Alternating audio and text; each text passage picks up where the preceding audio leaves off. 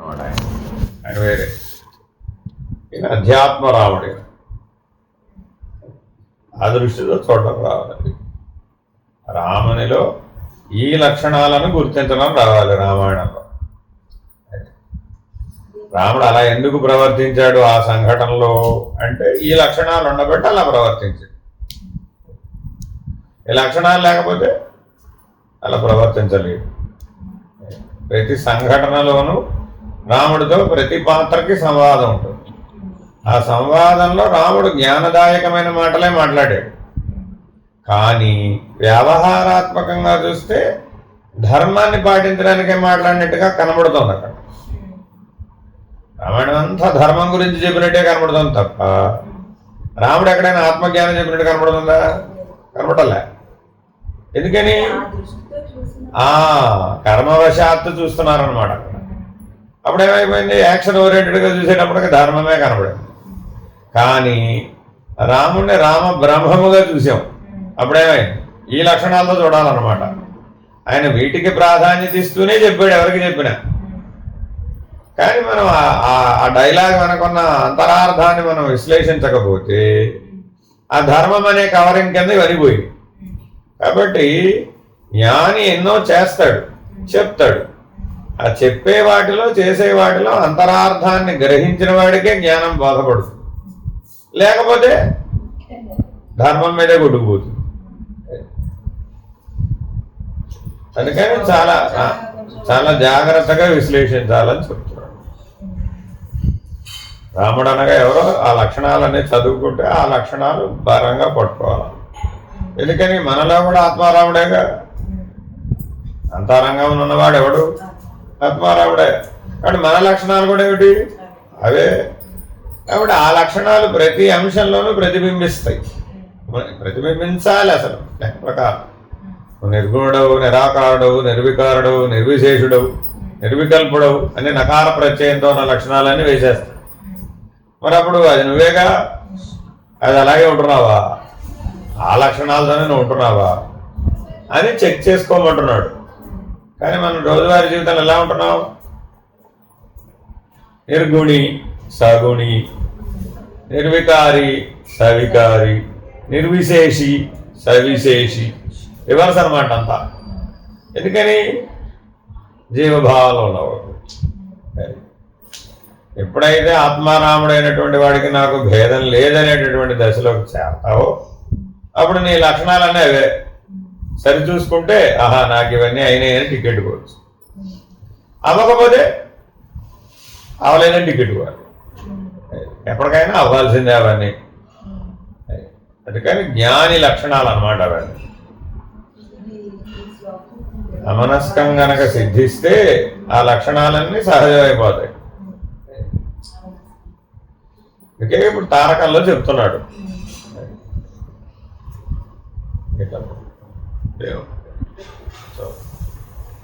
రాముడు నిర్వికారుడు నిరామయుడు అవ్యయుడు. రాముడు నిర్వికారుడు నిరామయుడు అవ్యయుడు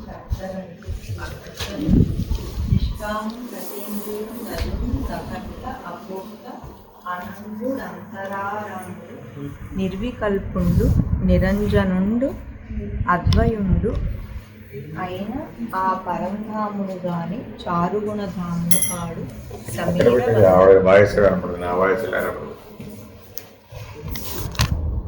సమీర నందన.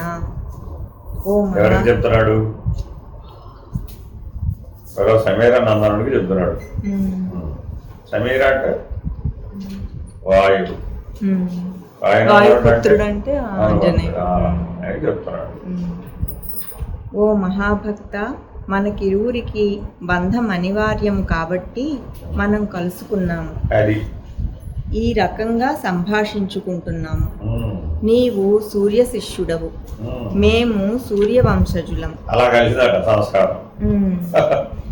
గురు శిష్యులు అవ్వాలన్నా కూడా ఒక సంస్కారయుతమైన జ్ఞానపరమైన రుణానుబంధం వంశంలోనో గోత్రంలోనో ఒక సంబంధం ఉంటేనే గురు శిష్యులు అవుతారు, లేకపోతే అవరని చెప్తున్నాడు. దీంతో గురు శిష్య బంధము పుత్ర పితృ మాతృపుత్ర వాత్సల్యం ఇక్కడ చక్కగా కనబడుతుంది. అది కాబట్టి గురువు గారు ఎవరయ్యా? తల్లి ఆయనే, తండ్రి తండ్రి ఆయనే, దైవం కూడా ఆయనే. ఎందువలన జ్ఞానపరమైన రుణాలు బంధంతో వస్తాడు. అది తీర్చడమే ఆయన పని అంతే. అందుకని దానికి ఈ సంబంధం ఆ సంబంధం లేదు, అన్ని సంబంధాలు ఆయనే, అన్ని బాధ్యతలు ఆయనే. అందుకని హనుమంతుడు ఏం చెప్పాడు? నాకు అన్ని నువ్వే రామా, నాకు వేరే ఎవరు లేరు అంటాడు. ఎక్కడైనా ఎందుకు రాముడు హనుమంతుడిని శిష్యుడిగా యాక్సెప్ట్ చేశాడు? హనుమంతుడికి రాముడే సర్వస్వం. ఆయనకి ప్రత్యేకంగా ఇక మళ్ళా వేరే తల్లిదండ్రి, గురువు, దైవం ఇంకెవరిని ఆశ్రయించాలి ఆయన. అలా ఆశ్రయించాడు కాబట్టి ఇది చెప్పడానికి వీలైనాడు, లేకపోతే వీలు కాదు. అరమర లేక ఉండాలి. అంటే శిష్యుడి హృదయంలో ఏ రహస్యం దాగి ఉండకూడదు. డాక్టర్ దగ్గరికి వెళ్ళావమ్మా, రహస్యం లేకుండా చెప్తేనేగా వైద్యం చేసేది. అది చెప్పకపోతే డాక్టర్ కంటే తెలుస్తుంది, తెలవదు. అలాగే నువ్వు పరిణామం చెందేటప్పుడు నీలో రకరకాలైనటువంటి హృదయ స్థానంలో మార్పులు వస్తాయి. హృదయ స్థానం కూడా మారుతూ ఉంటుంది, సందర్భానుసారం స్థాన భేద స్థితి భేదంతో మారుతా ఉంటుంది. ఆ మార్పులు సమయానుకూలంగా వచ్చినవి, నీలో వచ్చినవి గమనిస్తా ఉంటాడు. కానీ నువ్వు చెప్పినప్పుడు ఏమవుతుంది? స్థిరంగా చెప్తావుగా, అప్పుడు సహాయం చేయడం సులభం అయిపోవాలి. అట్లా అరమర లేకుండా ఉండాలి. అంతర్ముఖ ప్రయాణంలో నీకు ఏ రకమైన పరిణామం ఏర్పడుతుందో అది గురువుకి చెప్పడంలో విలంబం లేకుండా ఉండాలి. ఎందుకని అప్పుడే కదా వెంటనే కరెక్ట్ చేయడానికి వీలవుతుంది. అక్కడ కరెక్ట్ చేయలేదు అనుకో, ఏమైపోతావు? హైవేలో వెళ్తున్నావు అమ్మా, ఈ ఎగ్జిట్ లో తిరగాలి, ఇక్కడ తిరగవు, పక్కదారి పెట్టేస్తావు, ముందుకు వెళ్ళిపోతావు. ముందుకెళ్ళిపోతే 20 కిలోమీటర్లు పైకి వెళ్ళి రావాలి మళ్ళా, ఎందుకని అక్కడ ఎగ్జిట్ ఉండదు. మరి ఇది అంతే. అందుకని వెంటనే తెలియజేయకపోతే ఏదైనా మార్పు వస్తే శిష్యుడికే టైం వేస్ట్, నీకు సమయం వృధా అయిపోతుంది. గురువుకి ఏం మార్పు ఉండదు, గురువు ఇప్పుడు అలాగే ఉంటుంది అని చెప్తున్నాడు ఆయన.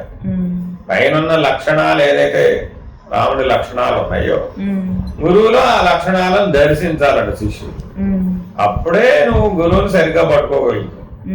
అందరూ మేము మా గురువు దొరికాడు అంటారు, కానీ గురువులో ఆ లక్షణాలను చూడడం రావాలి.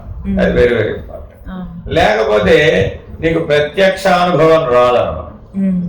ఈ లక్షణాల దృష్టితో గురువుని ఎప్పుడైతే చూస్తావో అప్పుడు ఆ లక్షణాలే కనబడతాయి. దానికి వ్యతిరేక లక్షణాలు అక్కడ ఉన్నా ఇది డామినేట్ చేసేస్తుంది. అది శాస్త్రంలోనూ గొప్ప లక్షణం.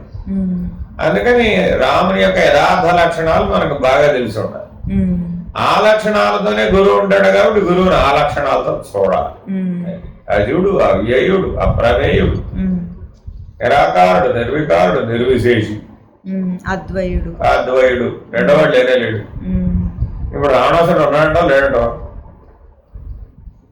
రావణాసుడు లేడు, నడలేడా? లేడు. అద్వయుడు. అక్కడ ఉన్నది రాముడే, ఇక్కడ ఉన్నది రాముడే, ఆత్మారాముడుగా. బయట డిప్పలు వేరే ఉండవచ్చు. కాబట్టి నామరూపాలని దేనికి? శరీరానికి. అంతేగాని లోపల ఉన్న ఆత్మారాముడు అందరిలోనూ ఒకడే అద్వయుడు. అలా ఒక్కొక్క లక్షణాన్ని విశ్లేషించాలి. ఆ లక్షణాన్ని బాగా అర్థం చేసుకుని గుర్తించాలి. ఆ లక్షణాలు నీలోనూ అవే ఉంటాయి. ఒకవేళ నీలో గుర్తించలేకపోయావు అప్పుడు కనీసం ప్రత్యక్ష గురువులో అయినా గుర్తించాలి. అప్పుడు నీలో గుర్తించడం వస్తుంది అన్నమాట. ఎలా అయితే తల్లిదండ్రిని చూసి తనలో ఉన్న లక్షణాలను గుర్తుపట్టలే చిన్నప్పుడు, అలాగే ఇది కూడా అంతే. ముందు స్వరూప జ్ఞాన లక్షణాలను గురువులో గుర్తుపట్టాలి, తర్వాత తనలో గుర్తుపట్టాలి. అందుకే రాముడు పరమానుగ్రహంతో నిన్ను కరుణించి కటాక్షించ సిద్ధపడ్డాడు. ఎవరైనా ఏమైనా చెప్పగలుగుతారు, కొన్ని విషయాలను స్పష్టపరచలేరు. ముఖ్యంగా రుచులను చూడు, అవి చూస్తే వాటి లక్షణాలు తెలియవు. చెప్పింది విని ఫలానా అని అనుకోవడం తప్ప అనుభవంలోకి రావు. అనుభవంలోకి రావాలంటే వాటిని అందుకోవాలి. అందుకు ప్రయత్నం కావాలి. ఆ ప్రయత్నం ఎదురుగా ఉంటే సాధ్యమవుతుంది. అదే బొమ్మల రూపంలో ఉంటే అసాధ్యమవుతుంది. యాపిల్ బొమ్మ చూసి యాపిల్ తీగా ఉండదు పొలగా ఉండదు చెప్పండి అడుగుతాం. అప్పుడు మళ్ళీ ప్రయత్నం. దీనినే జీవితం విషయంలోకి వస్తే పునరపి జననం పునరపి మరణం అనేది. అంతే. అలాగే రాముడు నిర్వికారుడు, నిరంజనుడు, నిర్గుణుడు, అవ్యయుడు, అక్షరుడు అని రకాల పేర్లు పెట్టి ఆయన శక్తితో వెల్లడిస్తున్నాం. అయితే ఈ శక్తులన్నీ బ్రాకెట్లో అదే బుద్ధులున్నవాడు ఈ శక్తులన్నీ ఉన్నవాడు రాముడవుతాడా దేవుడవుతాడా? వీటిని తెలుసుకోవడం ఎలాగా? దీనిని ఆలోచన ప్రయత్నాలతో సాధించి గ్రహించాలి. రామాయణంలో వనవాస సమయంలో నీవు కాబట్టి ఇప్పుడు మన భగవంతుడు విజ్ఞానమయ కోశాన్ని దేనికి ఇచ్చాడు? ఈ లక్షణాలను గుర్తించడం కోసం ఇచ్చాడు. కానీ మనం విజ్ఞానమయ కోశంతో ఏం చేస్తున్నాం? దాని వ్యతిరేకాలను గుర్తిస్తాం. అది వచ్చింది. దానివల్ల అన్యథాగ్రహణం ఏర్పడింది అన్నమాట. సగుణం, సవికారం, విషయానందం ఇలాంటి వాటితో మనం జీవిస్తున్నాం. ఎందుకని వాటినే గుర్తిస్తున్నాం కాబట్టి. అదే దానికి ఆపోజిట్ కదా ఇవి. వాటిని గుర్తించడానికి విజ్ఞానమయ కోశాన్ని కనుక వాడినట్లయితే అప్పుడు ఆ జీవభావం తొలగిపోయింది. ఆ జీవుడుగా ఉన్న ఆపేక్ష ఆనందం లేవుగా. ఆ ఆనందమయ కోశ భరాన్ని తొలగిపోయింది. అప్పుడు జీవుడివే కాదు. ఎప్పుడు ఈ లక్షణాల దృష్ట్యా నువ్వు చూడడం వస్తే, కాబట్టి నీ విజ్ఞానమయ కోశానికి జాగ్రత్తగా ఈ లక్షణాలను అప్డేటెడ్ చెయ్యి. దీని గురించి బాగా దానికి వివరించు. ఎక్కడ వీలేదు అక్కడ ఏదైతే ఇతరులో తేడా ఉంది. ఆత్మారావుడు అక్కడ ఇక్కడ ఒకటేగా. కాకపోతే గురువులో ప్రకటితంగా ఉంటాయి కాబట్టి సులభం గుర్తుపడటం. నీలో ఏంటంటే ప్రయత్నం చేస్తే కానీ ప్రకటితం అవ్వవు. ఏం ప్రయత్నం చేయాలో నీకు తెలియదు కాబట్టి కొద్దిగా టైం పడవు. అదే జన్మ సంస్కారంలో ఉంటే నీలో కూడా ప్రకటితంగానే ఉంటాయి. అవి సులభంగా గుర్తిస్తాయి. కలేదమ్మా, విజ్ఞానమయ కోశం ఎలా అయినా గుర్తించగలుగుతాం. మనోమయ కోశానికి అనుభవం అంతా. విజ్ఞానమయ కోశానికి అనుభవం అక్కర్లా. షాక్ పట్టకుండానే కరెంట్ షాక్ కొడుతుంది తెలుసుగా మనకి. షాక్ కొడితేనే తెలిసేది ఎవరికి? మనోమయ కోశానికి. విజ్ఞానమయ కోశానికి షాక్ పట్టక్కర్లా. పట్టకముందే తెలుసు. కుక్క కరుస్తుందని తెలీదా? ఎవరికి తెలుసు? విజ్ఞానమయ కోశానికి తెలుసు. మనోమయ కోశం ఏముంటుంది? ఖచ్చితంగా అనుభవం ఉంటేనే చెప్తుంది, లేకపోతే చెప్పదు. రెండు మధ్య కొద్దిగా తేడా. దీనిని ఆలోచన ప్రయత్నాలతో సాధించి గ్రహించాలి. రామాయణంలో వనవాస సమయంలో నీవు చూసిన రాముడు సీతావియోగ ప్రాకృతుడు. మనం తెలుసుకొనగోరే రాముడు వీటికన్నింటికి భిన్నమైన పరబ్రహ్మ స్వరూపం. అక్కడ చూస్తే వలవలా ఏడ్చిన రాముడే కనపడ్డాడు. ఎంత వలవలా ఏడ్చే రాముడు ఆత్మారాముడు అంటే ఎవరో కూటరా? చెట్టును పట్టుకుని ఏడ్చాడు, పొట్టను పట్టుకుని ఏడ్చాడు. అతలారా, మిమ్మల్ని సీతమ్మ ఎంతో ప్రేమించింది కదా, రోజు నీళ్లు పోసింది కదా, మీరైనా చెప్పరే సీతమ్మ జాడ అని లతలను, గుల్మాలను, చెట్లను, తీగలను అన్నింటినీ పట్టుకుని ఏడ్చాడు. నిజంగా అలాగా లేకపోతే మూవీస్ లో నిజంగానే ఏడ్చాడు. రామాయణంలో వాల్మీకి ఇలాగే రాశాడు. కావ్యం కదా అది. అంటే మూవీస్ లోనే అలా చూపించారు కాదమ్మా. కావ్యంలో రసజ్ఞత రంజింపజేసేట్టుగా కావ్యం ఉంటుంది. కావ్యం యొక్క లక్ష్యం వేరే, శాస్త్రం యొక్క లక్ష్యం వేరే. సీతారామాంజనేయం అధ్యాత్మ శాస్త్రం, ఇది కావ్యం కాదుగా. అందుకని ఇక్కడ ఖండితంగా చెప్తాం, జ్ఞానమే నిర్ణయంగా చెప్తాం. రామాయణ ఉద్దేశం అది కాదు, తరతరాలకి హత్తుకుపోయేటట్టుగా చెప్పాలి. అందుకని అలా చెప్పాడు. అందుకే ఇందాక ఏం చెప్పాడు? రాముని యొక్క వ్యవహారాన్ని ధర్మం అనే తట్రంలో చూస్తే ఒకలాగా కనబడుతుంది. రాముడు సీత కోసం ఆడాడు. సీత అక్కడ అద్వైడు. ఆయన అద్వైడు అంటే సీత కోసం ఏడ్చాడంటే మళ్ళా. అప్పుడు సీత ప్లేస్ లో ఉన్నారు రాముడే కదా. మరి ఇప్పుడు ఎవరెవరి కోసం ఏడ్చారు? రాముడు ఆయన కోసం ఏడ్చాడు. ఎవరన్నా ఉంటాడటగా. అంటే అర్థం చేసుకోవాలన్నమాట. ఆ లోపల ఉన్నటువంటి ఆత్మారాముడి దృష్టితో రామాయణాన్ని అర్థం చేసుకోవాలి. అప్పుడు అర్థం అవుతుంది. లేకపోతే నిజంగా రాముడు ఏడ్చాడు అంటావు. అర్థం కాని లెక్కకు జవాబు తెలుసుకోవడానికి ఎలా ప్రయత్నిస్తామో అలాగే పరబ్రహ్మమైన శ్రీరాముని వారి నామశక్తిని తెలుసుకోవడానికి శతవిధాలా ప్రయత్నించాలి, ఫలితం పొందాలి. హనుమ, గతంలో చెప్పిన శృతి, స్మృతి, పురాణేతిహాసాదులు ఉన్నాయి.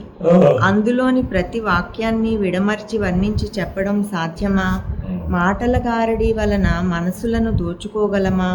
ఇప్పుడు కావలసింది ఎంత వివరంగా చెబుతున్నామన్నది కాదు, ఎంతవరకు అర్థమైందన్నది విషయాలోచన.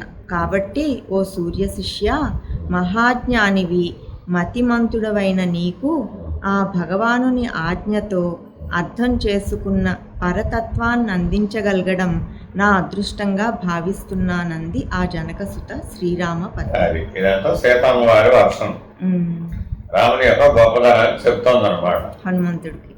రాముడు పరబ్రహ్మ స్వరూపుడయ్యా, ఆయన అలా చూడడం రావాలి నీకు. ఇప్పుడు సీతమ్మ వారికి రాముడి మీద డౌట్ వస్తారు, అది లంకలో ఉన్నప్పుడు ఏమైపోయాడు ఈయన, అసలు నాకు అర్థం కాదు, 10 నెలలు అయిపోయింది, ఏమైపోయాడు, నన్ను వెతుక్కుంటూ వచ్చాడా లేదా, ఏమిటో నాకు అర్థం కాదు, అక్కడ పడుకున్నాడు ప్రశాంతంగా వెళ్ళి నేను ఎక్కడ ఉన్నాను అని ఆవిడ పాపం తన కేశ భాషములతో చెట్టుకి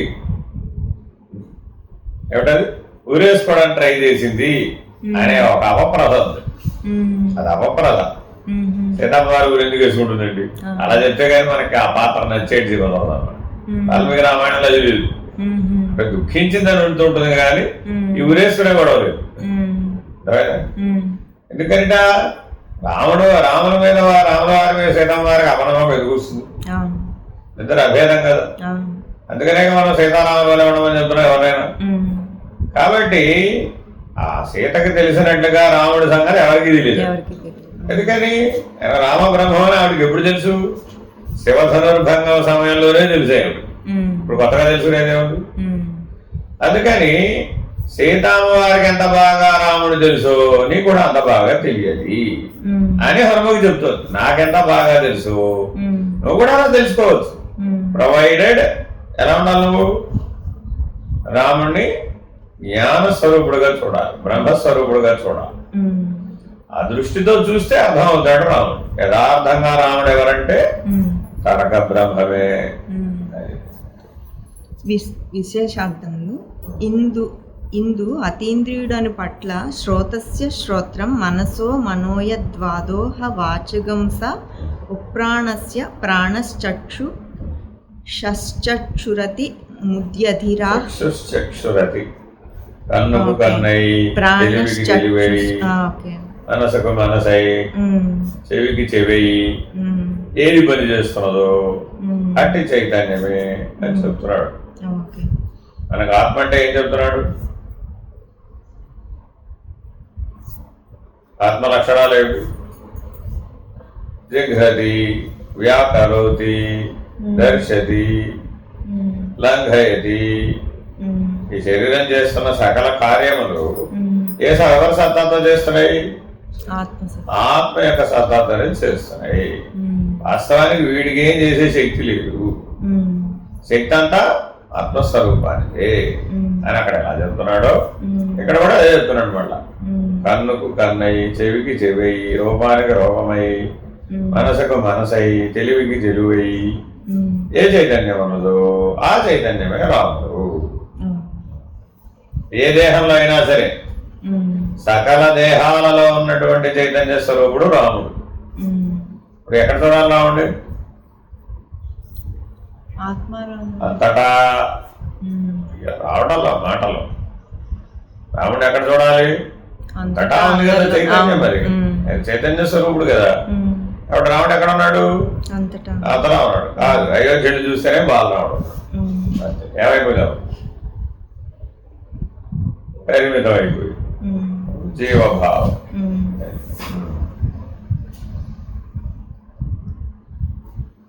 చక్షురతి ముద్యధిరా ప్రేత్యాస్మాల్లోకాదమృతా భవంతి నత్ర చక్షుర్గచ్చతి నవాగచ్చతి ఓ మనోన విద్మో న విజానీయో యథైతదను శిష్యాదన్యదేవ తద్విదితాదదో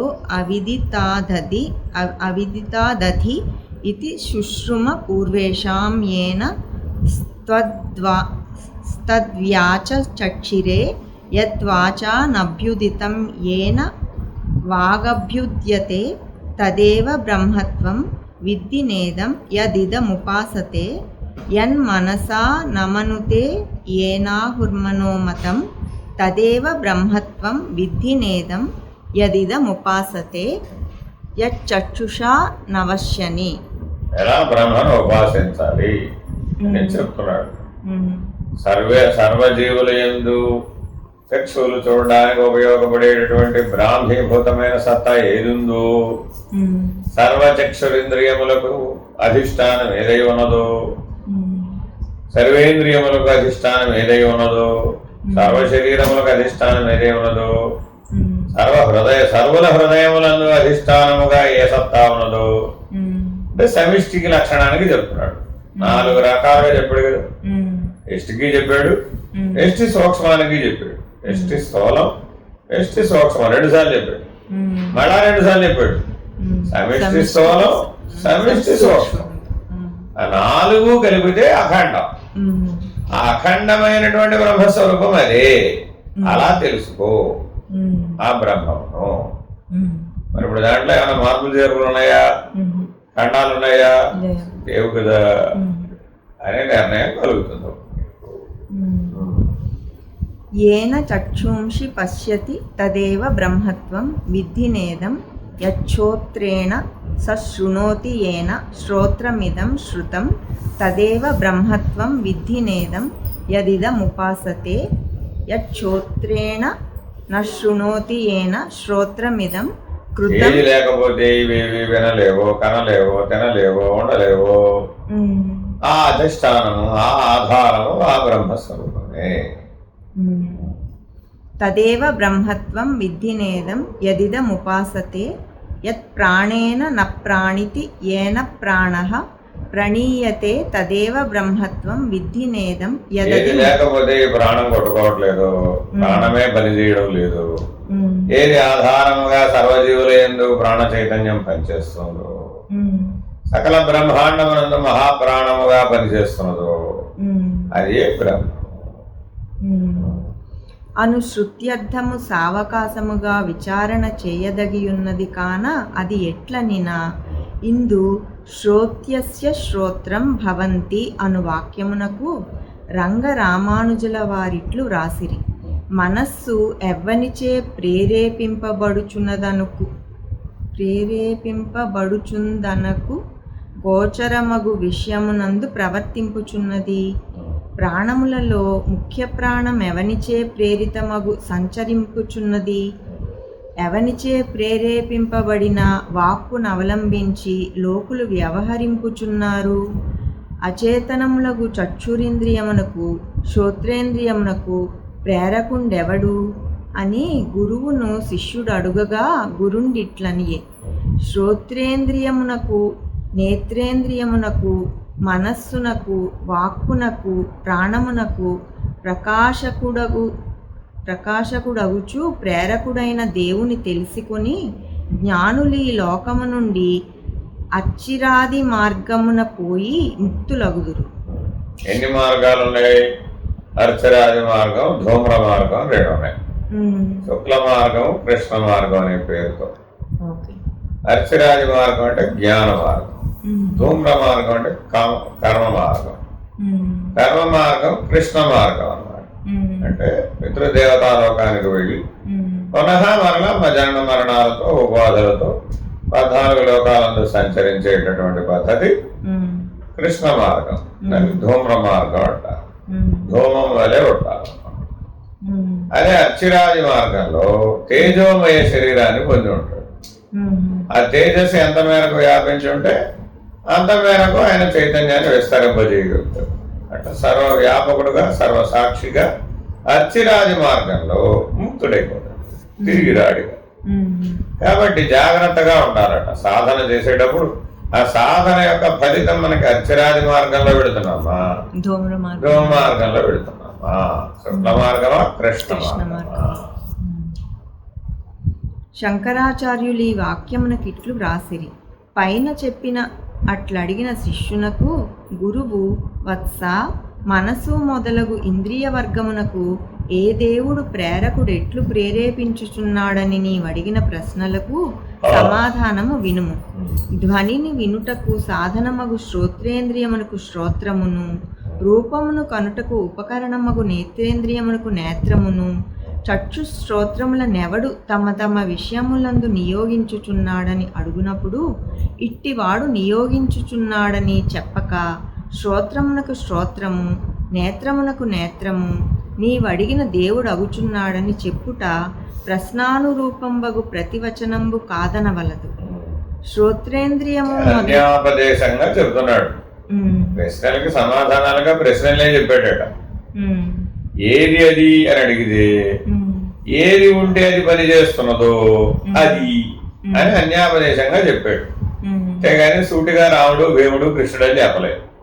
మామూలుగా అయితే ఏం చెప్తాం, ఈ పనికి కారణం ఎవరు అన్నారు అనుకోండి, చెప్తాం, ఏదో చెప్తాం మనం. రాముడని, కృష్ణుడని, భీముడని ఏదో చెప్తాం. అట్లా చెప్పలేదా?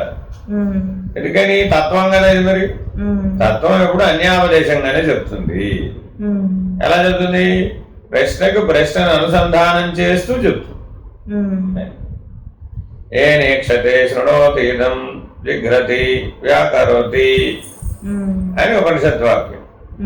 ఏ దేని యొక్క సన్నిధాన బలం చేత, ఏది ఉండడం చేత ఈ ఇంద్రియాలన్నీ విషయములందు ప్రవర్తిస్తున్నాయో, ఈ సకల జీవుల సృష్టి ఉత్పత్తి లయములు జరుగుతూ ఉన్నాయో, సకల బ్రహ్మాండముల యొక్క సృష్టి లయములు ఎలా జరుగుతూ ఉన్నాయో, అట్టి దాని యొక్క ఉనికి చేత అవి పోషించబడుతున్నవి కావున అట్టిది ఏ బ్రహ్మమని తెలుసుకున్న వాడెవడో వాడు బ్రహ్మమే అయి ఉన్నాడు.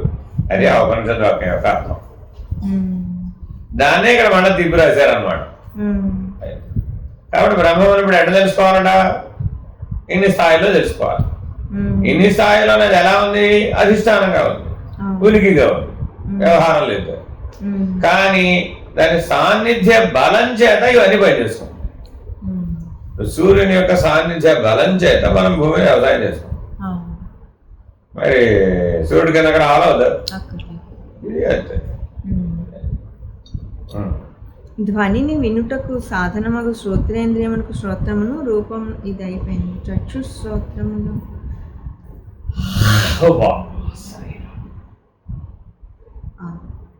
శ్రోత్రేంద్రియము మొదలగు ఇంద్రియముల వ్యాపారమున కన్నా వేరగు వ్యాపారము గల శ్రోత్రాది ప్రేరకుడు తోపట్టెనేని ఈ ప్రతివచనము సరిపడక యుండును. ఇచ్చట శ్రోత్రేంద్రియము మొదలగు ఇంద్రియముల వ్యాపారము కన్నా వేరగు వ్యాపారము గల శ్రోత్రాది ప్రేరకుడు నిజ వ్యాపారము కలిగి తోచబడి ఉండలేదు. గుమికూడిన శ్రోత్రాదుల ఇంద్రియ వ్యవహారంలో ఉన్నప్పుడు మరి తోస్తున్నాడా? తోచలేదుగా. నా కళ్ళే చూస్తున్నాడు, నా చెవులతోనే వింటున్నాను అన్నాడు. నేను స్వయంగా వినాలంటే నా చెవులతోనే అట. సాక్ష్యం ఇచ్చేవాడు చూడండి ఎక్కడ చెప్తాడు. వాళ్ళు మాట్లాడుకుంటే మాట్లాడుకుంటే నా కళ్ళతో చూశానండి, నా చెవులతో విన్నానండి అంటాడు. ఎవరి సన్నిధానం ఉండటం చేత అవి రెండు పని చేస్తున్నాయి అనే స్పృహ అప్పుడు ఉందే? లేదు. కాబట్టి అప్పుడు ఏమైపోయింది? ఆత్మభావం మరుగైపోయింది, జీవభావం బలపడిపోయింది. కాబట్టి ఇదే ఇంద్రియాలను విషయాలలో వినియోగించుకునే ముందు నువ్వు ఆత్మభావంలోనే కనుక మేల్కొని ఉన్నట్లయితే అప్పుడు ఈ ఇంద్రియ వ్యవహారం అంతా ఆత్మనిష్టకి, ఆత్మానుభవానికి ఉపయోగపడుతుందిగా. ఈ ప్రపంచం కొత్త ప్రపంచాన్ని సృష్టి చేయక్కర్లే, ఈ ఇంద్రియాలు తీసేసి కొత్త ఇంద్రియాలు తెచ్చుకోకర్లే. ఇదే ఇంద్రియాలు, అదే ప్రపంచం. ఆత్మభావంతో కనుక నువ్వు వినియోగించినట్లయితే, బ్రహ్మభావంతో కనుక నువ్వు వినియోగించినట్లయితే నీకు అది ఆత్మనిష్టనే, బ్రహ్మనిష్టనే అందిస్తుంది. గుమికూడిన శ్రోత్రాదుల యొక్క ఆలోచన, సంకల్పము, అత్యవసాయము అను వ్యాపారము చేతనే ఇంద్రియ ప్రేరకుడు శ్రోత్రాదుల కన్నా భిన్నముగానున్నాడని తోపట్టుచున్నాడు. కావున శ్రోత్రస్య శ్రోత్రం అను మొదలగు ప్రతివచనము సరిపడి ఉన్నది. సరే కాని ప్రకాశమునకు వేరొక ప్రకాశముతో పని లేనట్లు శ్రోత్రమునకు ఇంకొక శ్రోత్రముతో ప్రయోజనము లేదుగాన శ్రోత్రస్య శ్రోత్రం అను మొదలగు ప్రతివచనము సరిపడి ఉన్నది. సరే కాని ప్రకాశమునకు వేరొక ప్రకాశముతో పని లేనట్లు శ్రోత్రమునకు ఇంకొక శ్రోత్రముతో ప్రయోజనము లేదు గాని శ్రోత్రస్య శ్రోత్రం అను మొదలగు పట్ల శబ్దార్థం ఎట్లు సరిపడుననినా శ్రోత్రాదీంద్రియ జాతము తమ తమ శబ్దాది విషయములను తెలుపుటకు సమర్థమై ఉన్నది. ఆత్మ యొక్క సన్నిధానం బలం చేత ఈ చెవి వినగలుగుతున్నది. స్వయంగా చెవికే శక్తి లేదు. మనం ఏమనుకుంటున్నాం, చెవి ఉంది కాబట్టి వింటున్నాము. చెవి ఉన్నంత మాత్రాన ఎట వింటావు? వినలేవు. చెవి వెనకాల ఆత్మశక్తి జోడించబడినప్పుడే అది వీలైంది, లేకపోతే వీలవదు. ఈ ఏసీ కట్ వైభవం తెలుసు.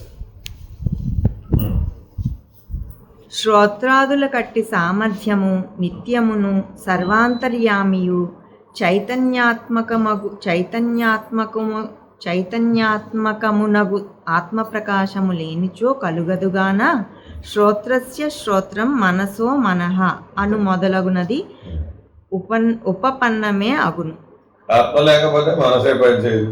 ఆత్మశక్తి యొక్క సహాయం ప్రతిబింబించకపోతే మనసు, బుద్ధి, చిత్తం, అహంకారం ఎలా పనిచేస్తాయి? పనిచేయవు. అవే పని చేయకపోతే వాడి చెప్పు చేతంలో పనిచేసే కళ్ళు, చెవులు లాంటి ఇంద్రియాలు ఎట్లా పనిచేస్తాయి? అవి పనిచేయవు. అవే పని చేయకపోతే వాటి విషయార్థములను ఎలా ప్రవేశిస్తాయి? అవి ప్రవేశించలేవు. అవే అసలు విషయార్థములలోనే ప్రవేశించకపోతే ప్రపంచం ఎక్కడ ఉంది? అంటే వెనక్కి తీసుకోవడం మొదలు పెడితే ఎక్కడికి వెళ్ళిపోయాం? మళ్ళా స్వాత్మస్వరూపంలోకి వెళ్ళిపోయాం.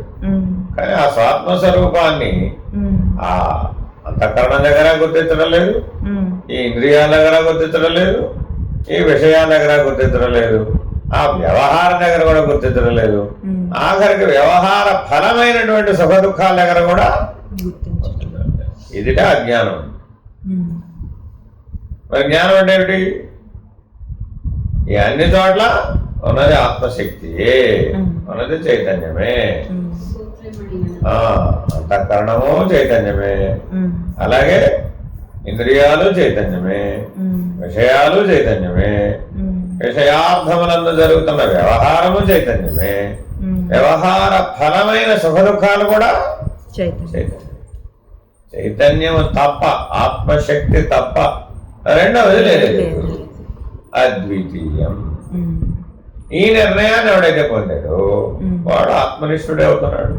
ఎందుకని వాడికి రెండవ తోస్తేగా. అసలు వాడికి ఇడ్లీ అయినా ఆత్మస్వరూపమే, గారి అయినా ఆత్మస్వరూపమే, దోశ అయినా ఆత్మస్వరూపం, రాహుల్ జావ అయినా ఆత్మస్వరూపం.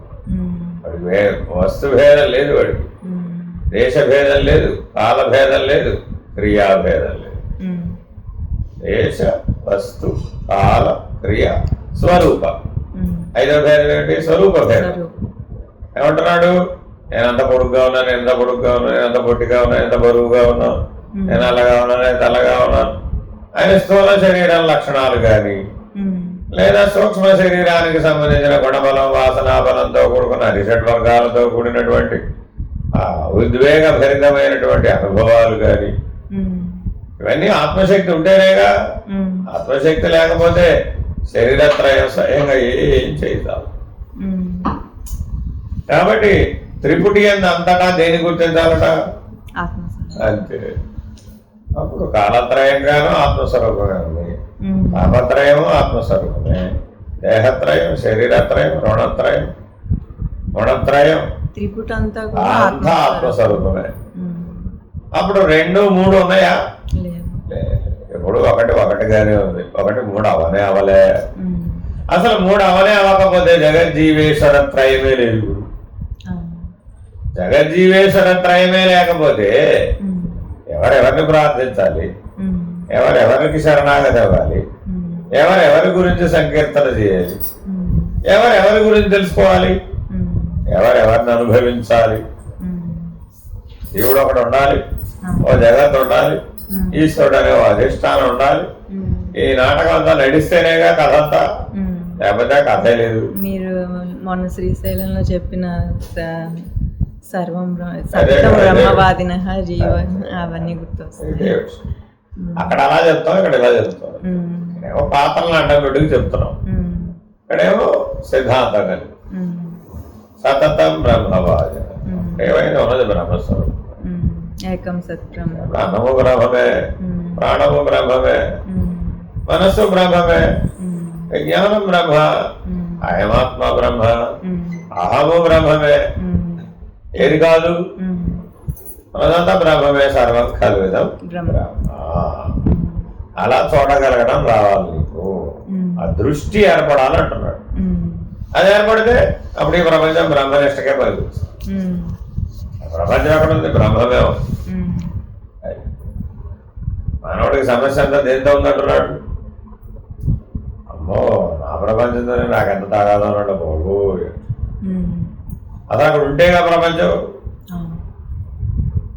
తాడు బ్రహ్మం అమ్మ, పామేమో ప్రపంచం. పాము ఉంటేగా అసలు అక్కడ ఉన్నది ఎప్పుడు తాడే. తాడును చూసి ఎవరన్నా భయపడతారా? మరి కల్పితమైనటువంటి పామును చూసి భయపడతారు. మరి కల్పిత ప్రపంచం కదా. మరి కల్పిత ప్రపంచానికి కారణంగా లేని ప్రపంచం చూసి భయపడతారమ్మా. కానీ అదే జరుగుతుంది. అంటే ఎందువలన? సత్య దృష్టి లేదు కాబట్టి.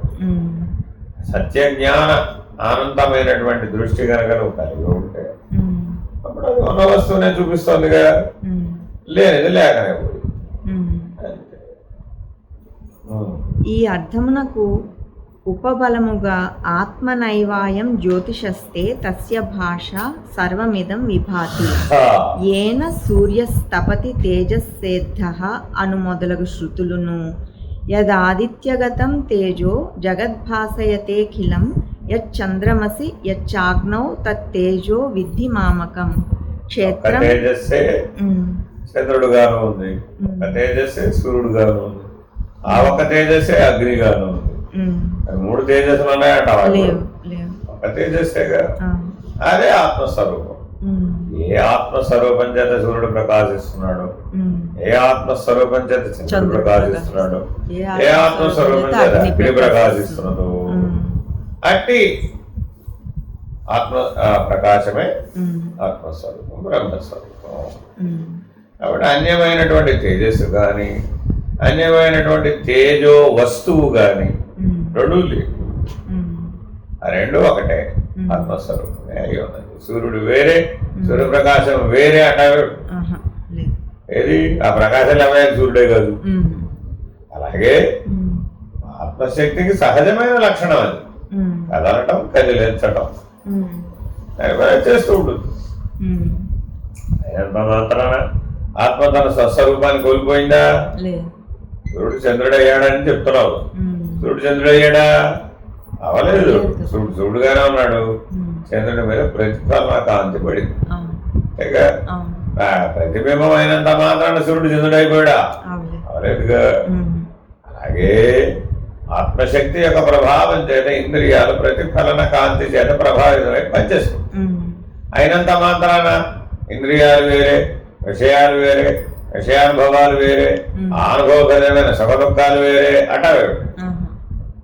ఆధారమైన సూర్యుడు ఒకటే కాబట్టి, ఆ సూర్యకాంతి కూడా ఒకటే కాబట్టి, ఆ తేజోమయ దేహమైనటువంటి నీ ఆత్మస్వరూపం ఇప్పుడు ఒకటిగానే ఉంది అనే పోలికను అర్థం చేసుకోమంటున్నాడు. అక్కడ సృష్టిలో చెప్తున్నాడు, ఇక్కడ వ్యష్టిలో చెప్తున్నాడు. రెండు ఏకకాలంలో చెప్తున్నాడు. క్షేత్రం క్షేత్రే తథా కృత్స్నం ప్రకాశయతి భారతి అను భగవద్వచనములను. Very very important. క్షేత్రజ్ఞుడు క్షేత్రమును ఎట్లా ప్రకాశింపచేయుతున్నాడు? క్షేత్రజ్ఞుడు ఎవరు? సూర్యుడు. క్షేత్రం ఏంటి? భూమి. ఈ భూమి మీద ఎంతో ఫలాది వృక్షములన్నీ పండుతున్నాయి, సస్యం అంతా పండుతుంది. ఎవరి ఆధారంతో? సూర్యుడు ఆధారంతో.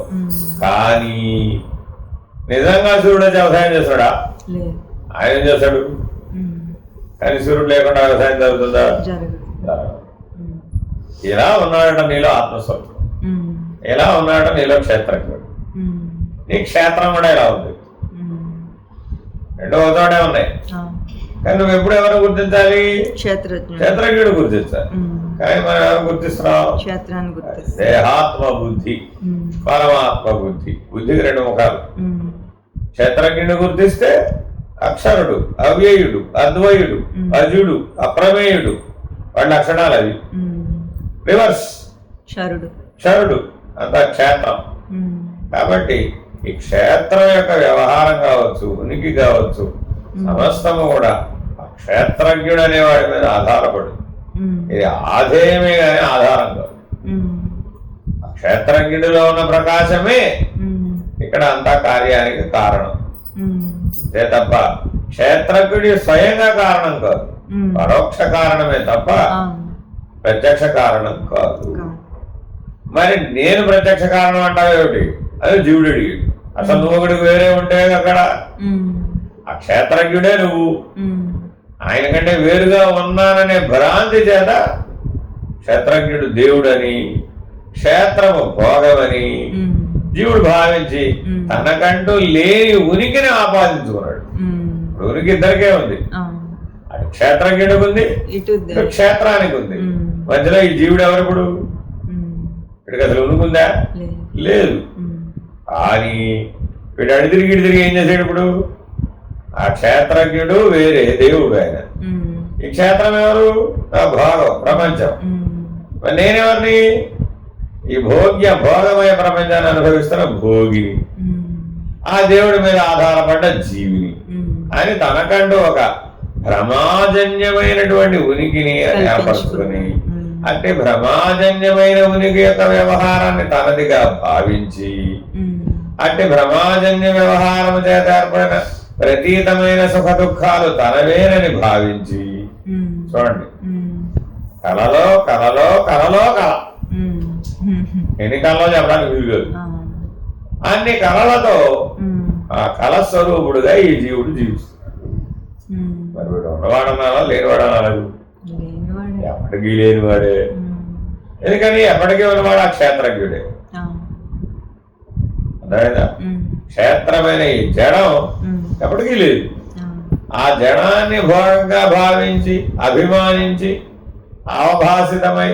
ఆభాసితమై ప్రతిబింబ స్వరూపుడైనటువంటి జీవుడు ఎప్పుడు లేనివాడే. ఇప్పుడు అంటే క్షేత్రజ్ఞుడు ఒకడే.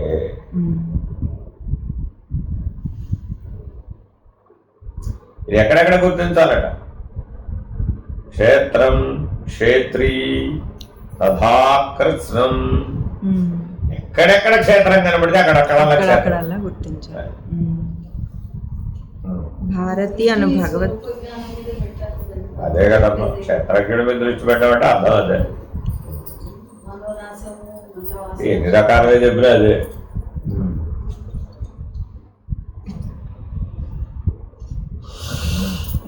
ఇది జయలక్ష్మి గారు ఇది ఇచ్చారండి, టస్క్యూ. జయలక్ష్మి గారు టస్క్యూ.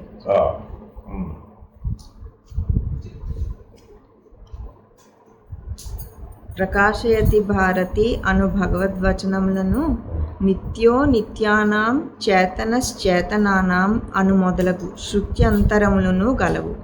కనుక శ్రోత్రాధికమే సమస్త ప్రాణికోటికి ఆత్మభూతమై ఉన్నదను ఇంద్రియాత్మనాదుల మతం ఉపేక్షించదగినది. ఎందుకని? అన్యం అనే మతాన్ని ఉపేక్షించాలి. అన్యం అంటే వేరే అలా ఎలా కుదురుతుందండి? జగత్తే, జీవుడే, ఈశ్వరుడే అనే అన్య మతములు కొన్ని ఉన్నాయట. సరే, అన్య మతములు ఏం చెప్పినాయట? అలా ఎలాగా మనదంతా ఒకటే క్షేత్రజ్ఞుడు ఒప్పుకోం. మాకు ఇక్కడ 3 కనబడుతుంటే 3 లేవటా పెట్టు. గతం కనబడుతోంది, వర్తమానం కనబడుతుంది, అబ్బో భవిష్యత్తు కూడా కనబడుతుంది మాకు. మరి లేదంటే కాలత్రయం ఉందా లేదా? ఇప్పుడు క్షేత్రజ్ఞుడుగా లేదు, లేదే ఒట్టి లేదనకూడదు. క్షేత్రస్థానంలో చూస్తే ఉన్నాయి, క్షేత్రజ్ఞుడుగా చూస్తే అవేవి లేవు.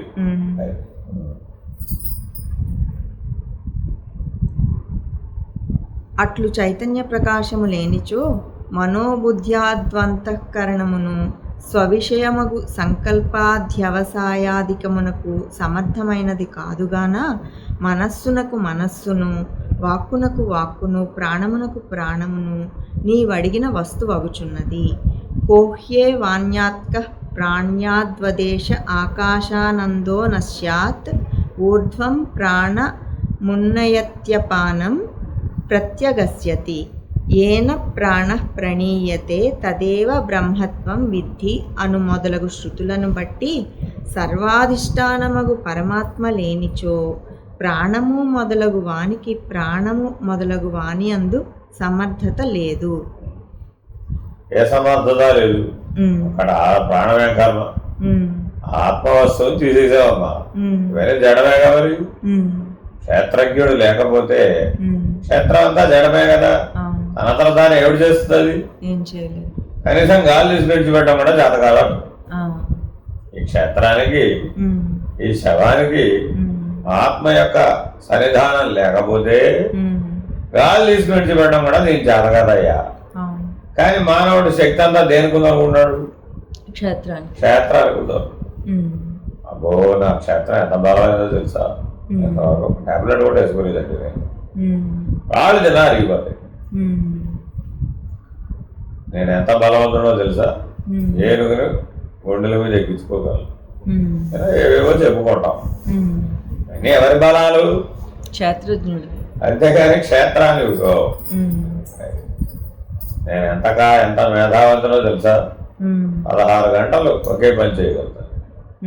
ఓ 3 రోజులు సమాజనిష్టలో ఉండగలుగుతాను. అబ్బా ఏ పుస్తకమైనా ఒకసారి చదివితే వచ్చేస్తున్నాం. ఇలా తన బలాలు ఎన్నో చెప్పుకుంటున్నాడు కదా. ఈ బలాలని ఎవరివయ్యా? క్షేత్రజ్ఞుడు అనే ఆత్మస్వరూపం యొక్క సన్నిధానం సాన్నిధ్యం చేత ఏర్పడుతున్నాయి. ఒక్కొక్కడిలో ఒక్కొక్క బలం, ఒక్కొక్క జీవిలో ఒక్కొక్క బలం కనపడలే. అసలు నీళ్ళలో బలం, ఏనుగు భూమి మీద బలం, పక్షి ఆకాశంలో బలం. ఆయా జీవి యొక్క సామర్థ్యం ఏ క్షేత్రమైనా కావచ్చుగా. మానవుడే అక్కర్లా. మరి అమీబా కూడా దాని బలం దానిదే. అది ప్రవేశిస్తే తెలుస్తుంది మన జీవితం. కాబట్టి మరి సృష్టిలో బలం లేని జీవి అంటూ ఒకటి ఉందా? ప్రతి జీవికి ఒక బలం ఉన్నట్టే కనబడుతుంది. ప్రతి క్షేత్రానికి కూడా ఒక బలం ఉన్నట్టుగా భాషిస్తోంది, ప్రతిబింబిస్తోంది. చంద్రుడికి బలం ఉందా? లేకపోవడం. చంద్రుని బలం చేతనే ఔషధాలు వృద్ధి అవుతున్నాయి. చంద్రుని బలం చేతనే సకల జీవులలో మనో వ్యాపారం ఏర్పడుతుంది. చంద్రుని బలం చేతనే టైడల్ వేవ్స్ వస్తున్నాయి. చాలా పనులు జరుగుతున్నాయి అక్కడ. కానీ సూర్యుడు పరోక్షంగా చేస్తున్నాడు ఆ పని. చంద్రుడు ప్రత్యక్షంగా చేస్తున్నాడని ఆపాదిస్తున్నాం. కానీ వాస్తవానికి ఆ కార్యమునకు కారణం సూర్యుని బలం. కానీ మనం ఆపాదన ఎవరికి చేసాము? చంద్రుడికి చేసాం. ఇక్కడ కూడా ఏం చేసాం మనం? ఇప్పుడు మనసుకు చేసి పడేసాం, ఆ క్షేత్రానికి చేసి పడేసాం, ఇంద్రియాలకు చేసేసాం, విషయాలకు చేసేసాం. ప్రయత్నం చేసినా ఆ విషయానికి ఎరవలేకపోతున్నాను. తక్కువడా నీకంటే భయం ఎలా బలమైందండి. చూడండి, మానవుడు భయాన్ని గెలవాలంటే ఎంత కష్టపడతాడు. ఆ భయం ఎందులోది? క్షేత్రంలో భావం కదా అది. క్షేత్రజ్ఞుడికి భయం ఏమిటి ఉందా? నేనే లేదు. కాబట్టి ఎప్పుడైతే ఆ బలమంతా క్షేత్రజ్ఞుడు అనే సత్యం నీకు బోధపడితే అప్పుడు భయం ఉందా? లేదు. ఏ భయం లేదు? మృత్యు భయమే లేదు. ఎందుకని? వస్తే మృత్యు క్షేత్రానికి వస్తే కానీ క్షేత్రజ్ఞుడిగా వస్తుంది. అథవా అది లేనే లేదు. ఒకవేళ ఉందంటాం అనుకో, దేనికి వస్తుంది? నశించిపోయే క్షేత్రానికి వస్తుందే కానీ అవినాశి, అద్వయుడు, అప్రమేయుడు, అజుడు అయినటువంటి క్షేత్రజ్ఞుడు, అక్షరుడైన క్షేత్రజ్ఞుడికి ఎట్లా నాశం ఎలా వస్తుంది? లయం ఎలా ఏర్పడుతుంది అసలు? ఒకవేళ లయం ఏర్పడాలన్న క్షేత్రజ్ఞుడు బలం వల్ల సృష్టి స్థితి లయములు ఒకవేళ క్షేత్రస్థాయిలో జరుపబడుతున్నట్టుగా కనబడ్డా అది ఎవరి బలం వల్ల జరుగుతుంది? క్షేత్రజ్ఞుని యొక్క బలం వల్ల జరుగుతుంది. కాబట్టి తన బలం చేత, అందుకనే ఏమంటాడు? Magic cannot effect the magician. అది మెజిషియన్ దాని రహస్యం తెలుసుగా. మరి తెలిసిన వాడు తన బలంతోనేగా మ్యాజిక్ చేస్తున్నాడు. చూసే ప్రేక్షకుడికి అవగాహన లేకపోవచ్చు, భ్రాంతి చేత చప్పట్లు కొట్టచ్చు, లేదా భ్రాంతి చేత ఆ మ్యాజిక్ లోకి ఆవరించబడవచ్చు, బాధించబడవచ్చు, భ్రమించవచ్చు. కానీ ఎట్లా అయితే ఇంద్రజాలికుడు ఇంద్రజాలం చేత బాధించబడటం లేదు, అలాగే క్షేత్రజ్ఞుడు క్షేత్రం అనే మాయాజాలంలో ఎప్పటికీ చిక్కుకోదు. రూపమునకు ప్రకాశమగు చక్షురింద్రియమునకు కల రూపమును గ్రహించడు సామర్థ్యము ఆత్మ చైతన్యాధారమును బట్టియే కలదుగాన ఆ పరమాత్మ చక్షువునకు చక్షువై ఉన్నది. ఆ పరమాత్మ ఎదరబోయేవాడికి కలర్ స్పెక్ట్రం చూపెట్టాం, గుర్తుపట్టమన్నాం. గుర్తుపడతాడంటవా? ఎందుకని ఎదరబోయినప్పుడు కళ్ళున్నా పని చేయడం. ఎందుకని మనసు యొక్క సహకారం లేదు. మరి వాడు ఏదో కూడా ప్రపంచం లేదా ఉన్నా వాడే గుర్తుపడలేడు. కాబట్టి ఇప్పుడు కళ్ళే చూస్తూనే ఉంటున్నావుగా, కన్ను లేకపోతే ఎలాగంటే అలా చూస్తాడు బాబోయాడు. కన్నుతో పాటు మనసు కూడా ఉండాలి బాబు. సరే, కన్ను మనసు ఉంటే సరిపోయిందా? వెనక చైతన్యం ఆత్మశక్తి జోడిస్తేనే ఈ కన్ను మనసు పనిచేసి, లేకపోతే గుర్తించే శక్తి మనసుకి ఎక్కడిది? మ్యాచింగ్ సెంటర్కి వెళ్ళావమ్మా, ఎవరు మ్యాచ్ చేయాలి? ఇప్పుడు కళ్ళు చెయ్యాలి, కానీ కళ్ళు అక్కడ కళ్ళు కాదు. ఏది పని చేయాలన్నా ఆత్మసత్తా లేకపోతే ఏం పని చేస్తాయి? విరమించాడమ్మా, వెనక్కి విరమిస్తే ఇంద్రియాలు ఉన్నాయి కానీ అశక్తం, ఆ వ్యవహారం ఉంది కానీ వాడు అవ్యవహారి, అశక్తుడు. ఆసక్తే లేదు, అనాసక్తుడే ఉన్నాడు. అప్పుడు ఎట్ చేస్తాడు? అప్పుడు అసలు జరగదు అది. అక్కడ అనాసక్త ఆత్మ, దాని సహజ లక్షణం అది.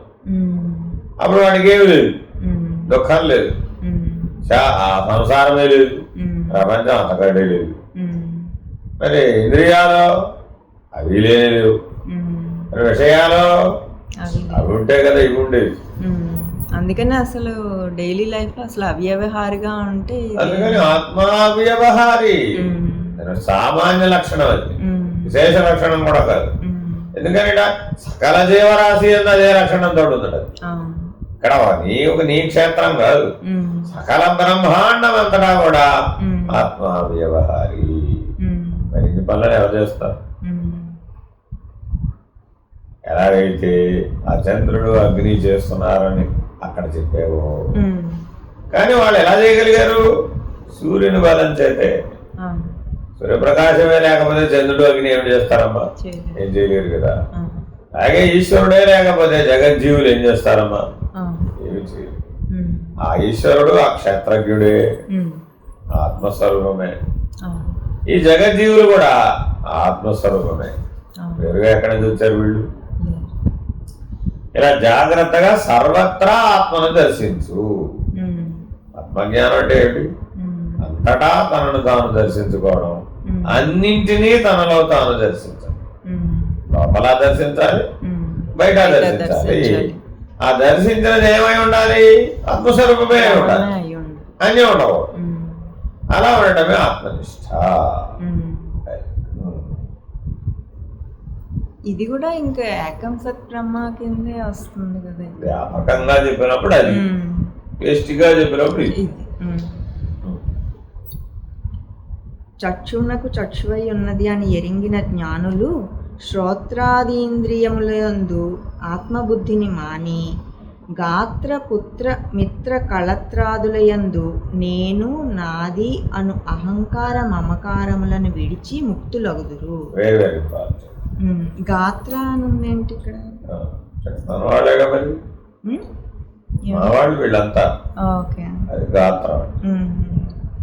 నా కర్మణ నా ప్రజయా ధనేన త్యాగేనైకే అమృతత్వ మానసు పరాంచిఖాన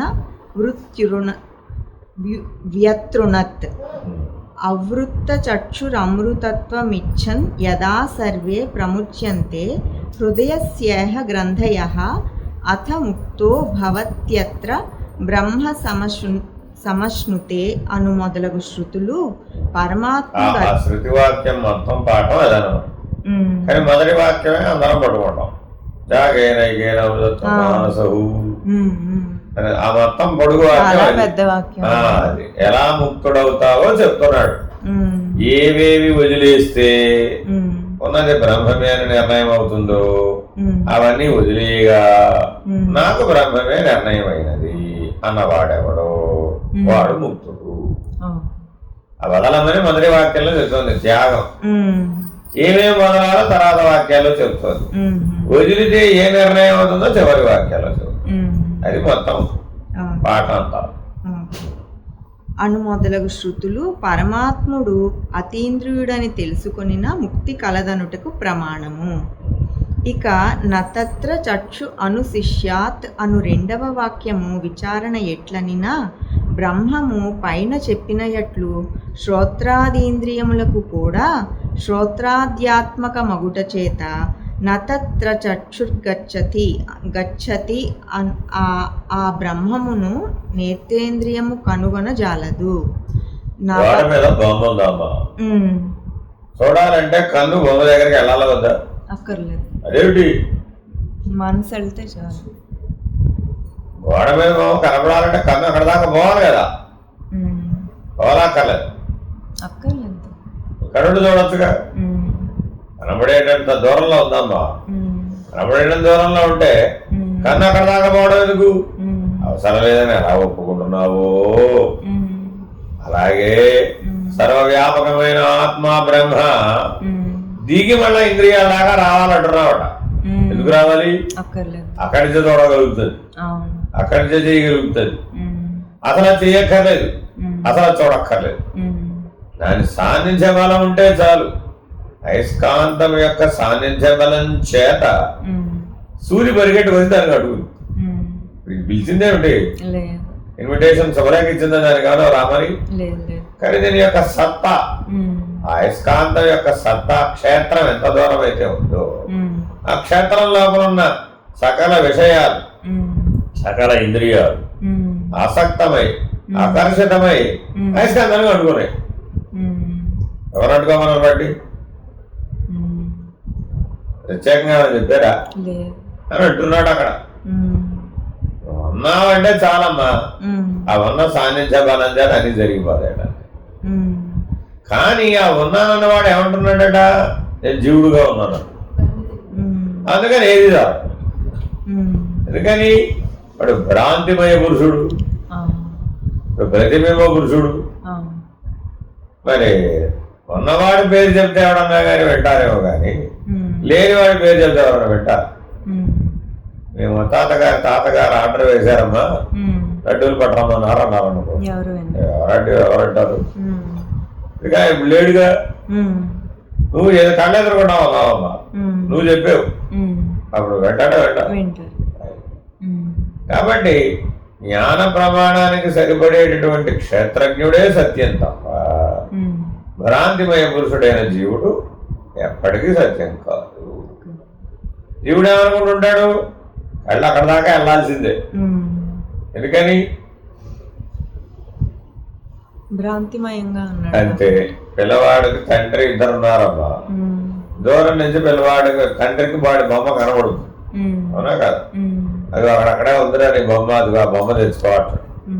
ఈ పిల్లాడి కనబడదు, బొమ్మలో వేసుకుంటుంది, గుర్తించలేడు.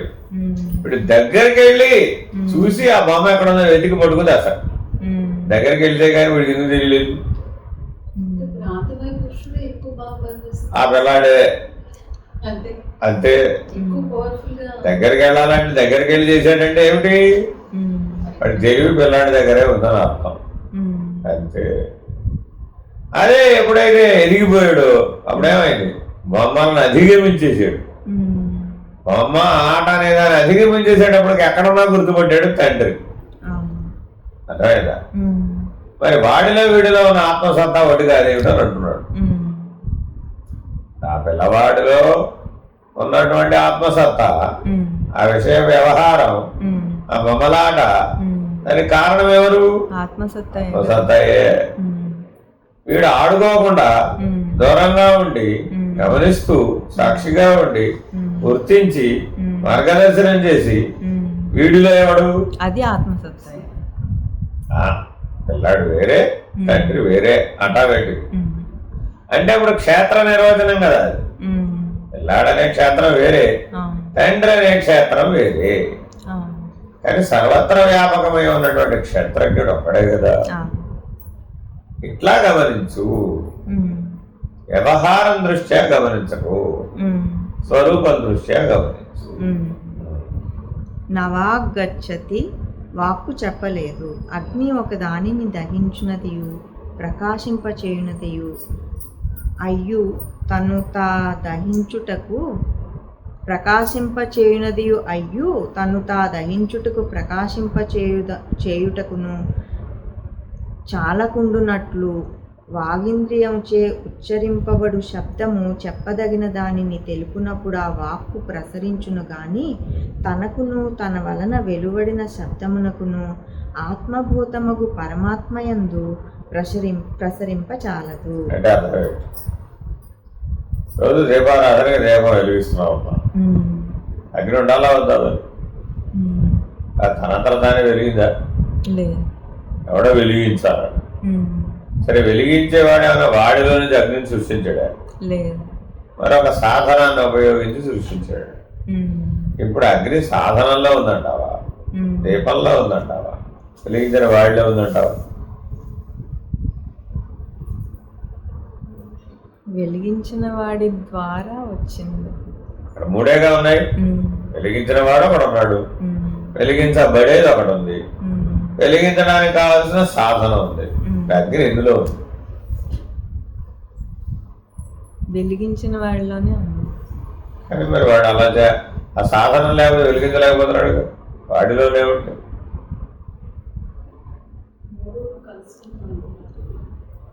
కొన్ని దీపంలో ఉందంటావా? దీపంలో లేదు, నువ్వు వెలిగించే పని ఉంది అసలు.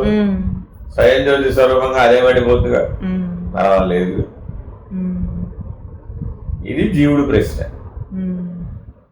నేను చేసేదేమి లేదంటున్నావు, చూసేదేమి లేదంటున్నావు, చెప్పేదేమి లేదంటున్నావు, అనుభవించేదేమి లేదంటున్నావు, అంతటా అదే ఉందంటున్నావు. కానీ నా దృష్టిలో చూస్తే నేను నాకు ఎలా కనబడుతుంది? అక్కడ దీపం ఉంది, ఆ దీపాన్ని వెలిగించేవాడు నేను. నాకు సాధన సహాయం కావాలి, ఆ సాధన లేకపోతే నేను వెలిగించలేను, అశక్తుణ్ణి. కానీ ఆ సాధనాన్ని ఉపయోగించగలిగిన సశక్తుణ్ణి, వాటిని ఉపయోగించి దీపాన్ని వెలిగించి ఆ దీప ప్రకాశంలో మరొక పని చేయగలిగిన సమర్థుడు, మరో ఫలితాన్ని సాధించగలిగిన సమర్థుడిని. కానీ అవి లేకపోతే నేను అశక్తుడిని. అవేవి లేవండి. దీపము లేదు, దీపాన్ని వెలిగించే సాధనము లేదు, వెలిగించడానికి కావాల్సిన జ్ఞానము లేదు. ఇప్పుడు మరి వీడేం చేయాలి?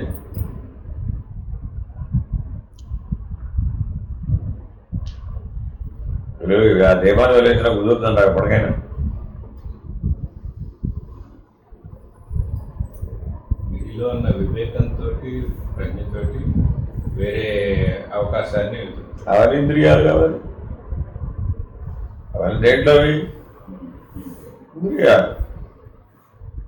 స్వయంగా పనిచేయవు, మరి ఏం చేయదు? ఏం చేయాలి ఇప్పుడు? విచారణ ఎట్లా? ఇప్పుడు అన్వయం ఎట్లాగా? ఇప్పుడు నిజ జీవితంలో ఇట్లా కనబడుతుందా లేదా? మరి అక్కడ ఎవరు అలాగా ఆయన ఏమంటున్నాడు? అవేమీ లేవు, ఉన్నది క్షేత్రజ్ఞుడే అంటున్నాడు. ఉన్నది బ్రహ్మమే, ఉన్నది ఆత్మస్వరూపమే, ఉన్నది క్షేత్రజ్ఞుడే, ఉన్నది అక్షరుడే, అసలు మిగిలింది లేనే లేదు అని కదా చెప్పుకొస్తుంది. మరి ఇప్పుడు ఇక్కడ ఎలా అన్వయం చేస్తాం? ఉన్నట్టా లేనంట? ఇప్పుడు దీపం వెలిగించేవాడు ఉన్నట్టా లేనంట? ఆ సాధనం అవసరం ఉన్నట్టా లేనంట? ఆ వెలిగించడం అనే ప్రక్రియ వెలిగించడం అనే ప్రక్రియ ఉన్నట్టా లేనట? వెలిగించిన తర్వాత ఆ దీపపు వెలుగులో కనబడే భగవంతుడు ఉన్నట్టా లేనట? అన్నీ ఒక్క దాంట్లో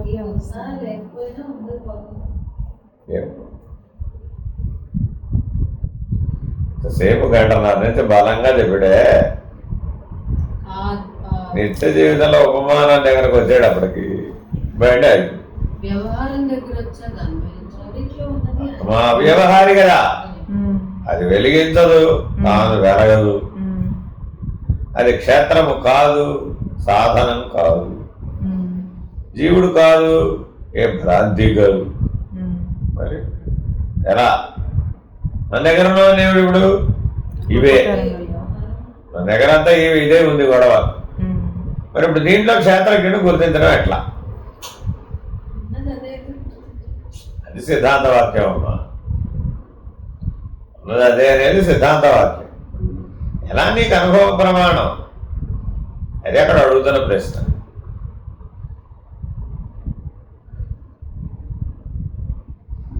అంటే ఇప్పుడు దీపం వెలగాలంటే ఇది లేనిదే, ఆధారం లేనిదే అది వెలగదు కదా. దానికి ఏం పని అసలు?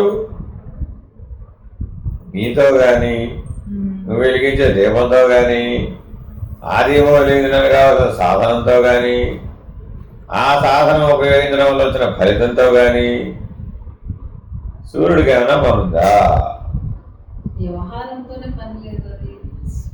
కాబట్టి ఈ నాలుగిటికి సూర్యుడికి మధ్య లింక్ పెడదామని ఎంతకాలం ట్రై చేసిన మన తెలివంతా దేని మీద పెడుతున్నావు? అప్పుడు ఎప్పటికైనా సరే ఈ పంచకోశాలను పట్టుకెళ్ళి ఆత్మకు ముడి వేసింది అంతే. ఎట్ట ముడేస్తావు? ప్రత్యేక భిన్నం, అదో పక్కం ఇదో పక్కం. అది ఎప్పుడు సూర్యుడే, ఇది ఎప్పుడు జడమే. ఎలాగా జడచేతనాలను కలపడం? ఎప్పుడు జడంతో విడివడే ఉండాలని అందుకే అసలు విడివడే ఉందిగా. విడివడే నువ్వు వేరు చేయాల్సిన పనే ఉందమ్మా. భూమి మీద వ్యవహారం అంతా జడం అండి, సూర్యుడు సూర్యుడేనండి. ఎప్పుడు కలిసిపోయారంటే వీళ్ళిద్దరు కలవలేదా? కలిస్తేనే కదా జీవుడు గ్రంథం ఏర్పడింది, కలిస్తేనే కదా జీవుడు అనే పరిస్థితి ఏర్పడింది. మరి చెడ్డ గ్రంథి భేదన అంటున్నావు, నానా కష్టాలు పడాలంటున్నావు, అబ్బో హఠయోగం చేయాలంటున్నావు, ప్రాణాన్ని బంధించాలంటున్నావు, మనసును నిగ్రహించాలంటున్నావు, బుద్ధిని నియమించాలంటున్నావు, అంతఃకరణం లేదనాలంటున్నావు. అవసరం ఇదంతా?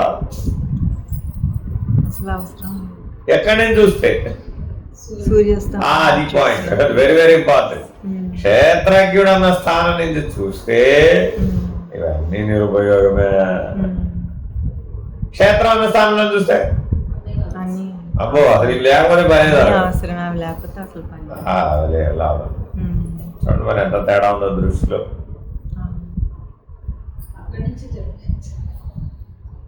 కానీ 2 వర్షాల్లో చెప్తున్నాడు అనమాట, అందుకే చెప్పిందే చెప్పినట్టు కనబడుతుంది. వాడు ఈ పక్క నుంచి చెప్తున్నాడు, వాడు ఆ పక్క నుంచి చెప్తున్నాడు. అలా చెప్పి నీ చేత చెప్పిస్తాడు అనమాట. ఓ ఇదంతా లేనిదే. ఆత్మభూతమగు పరమాత్మ యందు ప్రసరింపచాలదు. నో మనః, మనస్సు వేరొక దానిని సంకల్పింపగలదు, నిశ్చయింపగలదు. కానీ ఆత్మ ఇట్టిదని సంకల్పించుటకను నిశ్చయించుటకను చాలదు.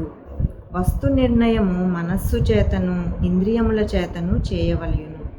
బ్రహ్మ ఆ ఇంద్రియమనంబులకు గోచరము కాదుగాన ఆ బ్రహ్మ మిట్టిదని న విద్మః, ఎరుంగముగాన న విజానీయో యథై తదను శిష్యాత్. ఏ ప్రకారముగా ఈ బ్రహ్మమును శిష్యునకు ఉపదేశింపవలెనో తెలియజాలము. ఇంద్రియములకు గోచరమగు వస్తువు ఇట్టిదని వీడు బ్రాహ్మణుడు జాతిని బట్టియు, వీడు నల్లని వాడని బ్రాహ్మణుడని అని ఉండలేము.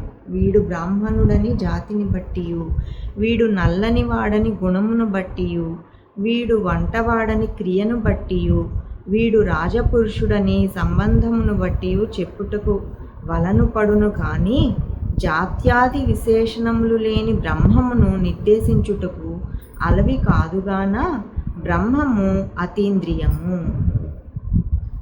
ఇట్లు ఇట్లు బ్రహ్మం ఏ విధమునైనా తెలియబడదని చెప్పినచో ఇక నేరికి బ్రహ్మజ్ఞానమునందు ప్రవృత్తి కలుగదను. ఆ శంకకు అన్యదేవ వ్యాచక్షిరే అను వాక్యము సమాధానము. తద్వివరణం బెట్లనినా ప్రత్యక్షము మొదలగు ప్రమాణములచే ఆ పరమాత్మ నిశ్చయింపబడదు గాని ఆగమ ప్రమాణముచే నిశ్చయింపబడును. అన్యదేవ తద్విదిదాత్ శ్రోత్రాదీంద్రియములకు శ్రోత్రాధికమనియు ఆ శ్రోత్రాదులకు అవిషయమనియు చెప్పబడిన ఆ బ్రహ్మము చక్షురాదీంద్రియములచే తెలియబడు వ్యాకృత ప్రపంచమున కన్నా భిన్నమైనది. అథో అవిదితాదధి విదితమునకు విలక్షణమై వ్యాకృత బీజమగు అవ్యాకృతము కంటే కూడా వేరైనది. ఇట్లు విదితావిదితమునకు భిన్నమైనది తన ఆత్మ కన్నా వేరొండు లేదుగాన ఆత్మయే బ్రహ్మమని వాక్యార్థము. అయమాత్మా బ్రహ్మయ ఆత్మాపహత పాప్మా య ఆత్మా సర్వాంతరః అను మొదలగు వేదవాదములచే అశేష విశేష శూన్యంబగు చిన్మాత్ర ప్రకాశమే బ్రహ్మము అని పూర్వాచార్యుల వలన వింటిమి అని శృత్యర్థము.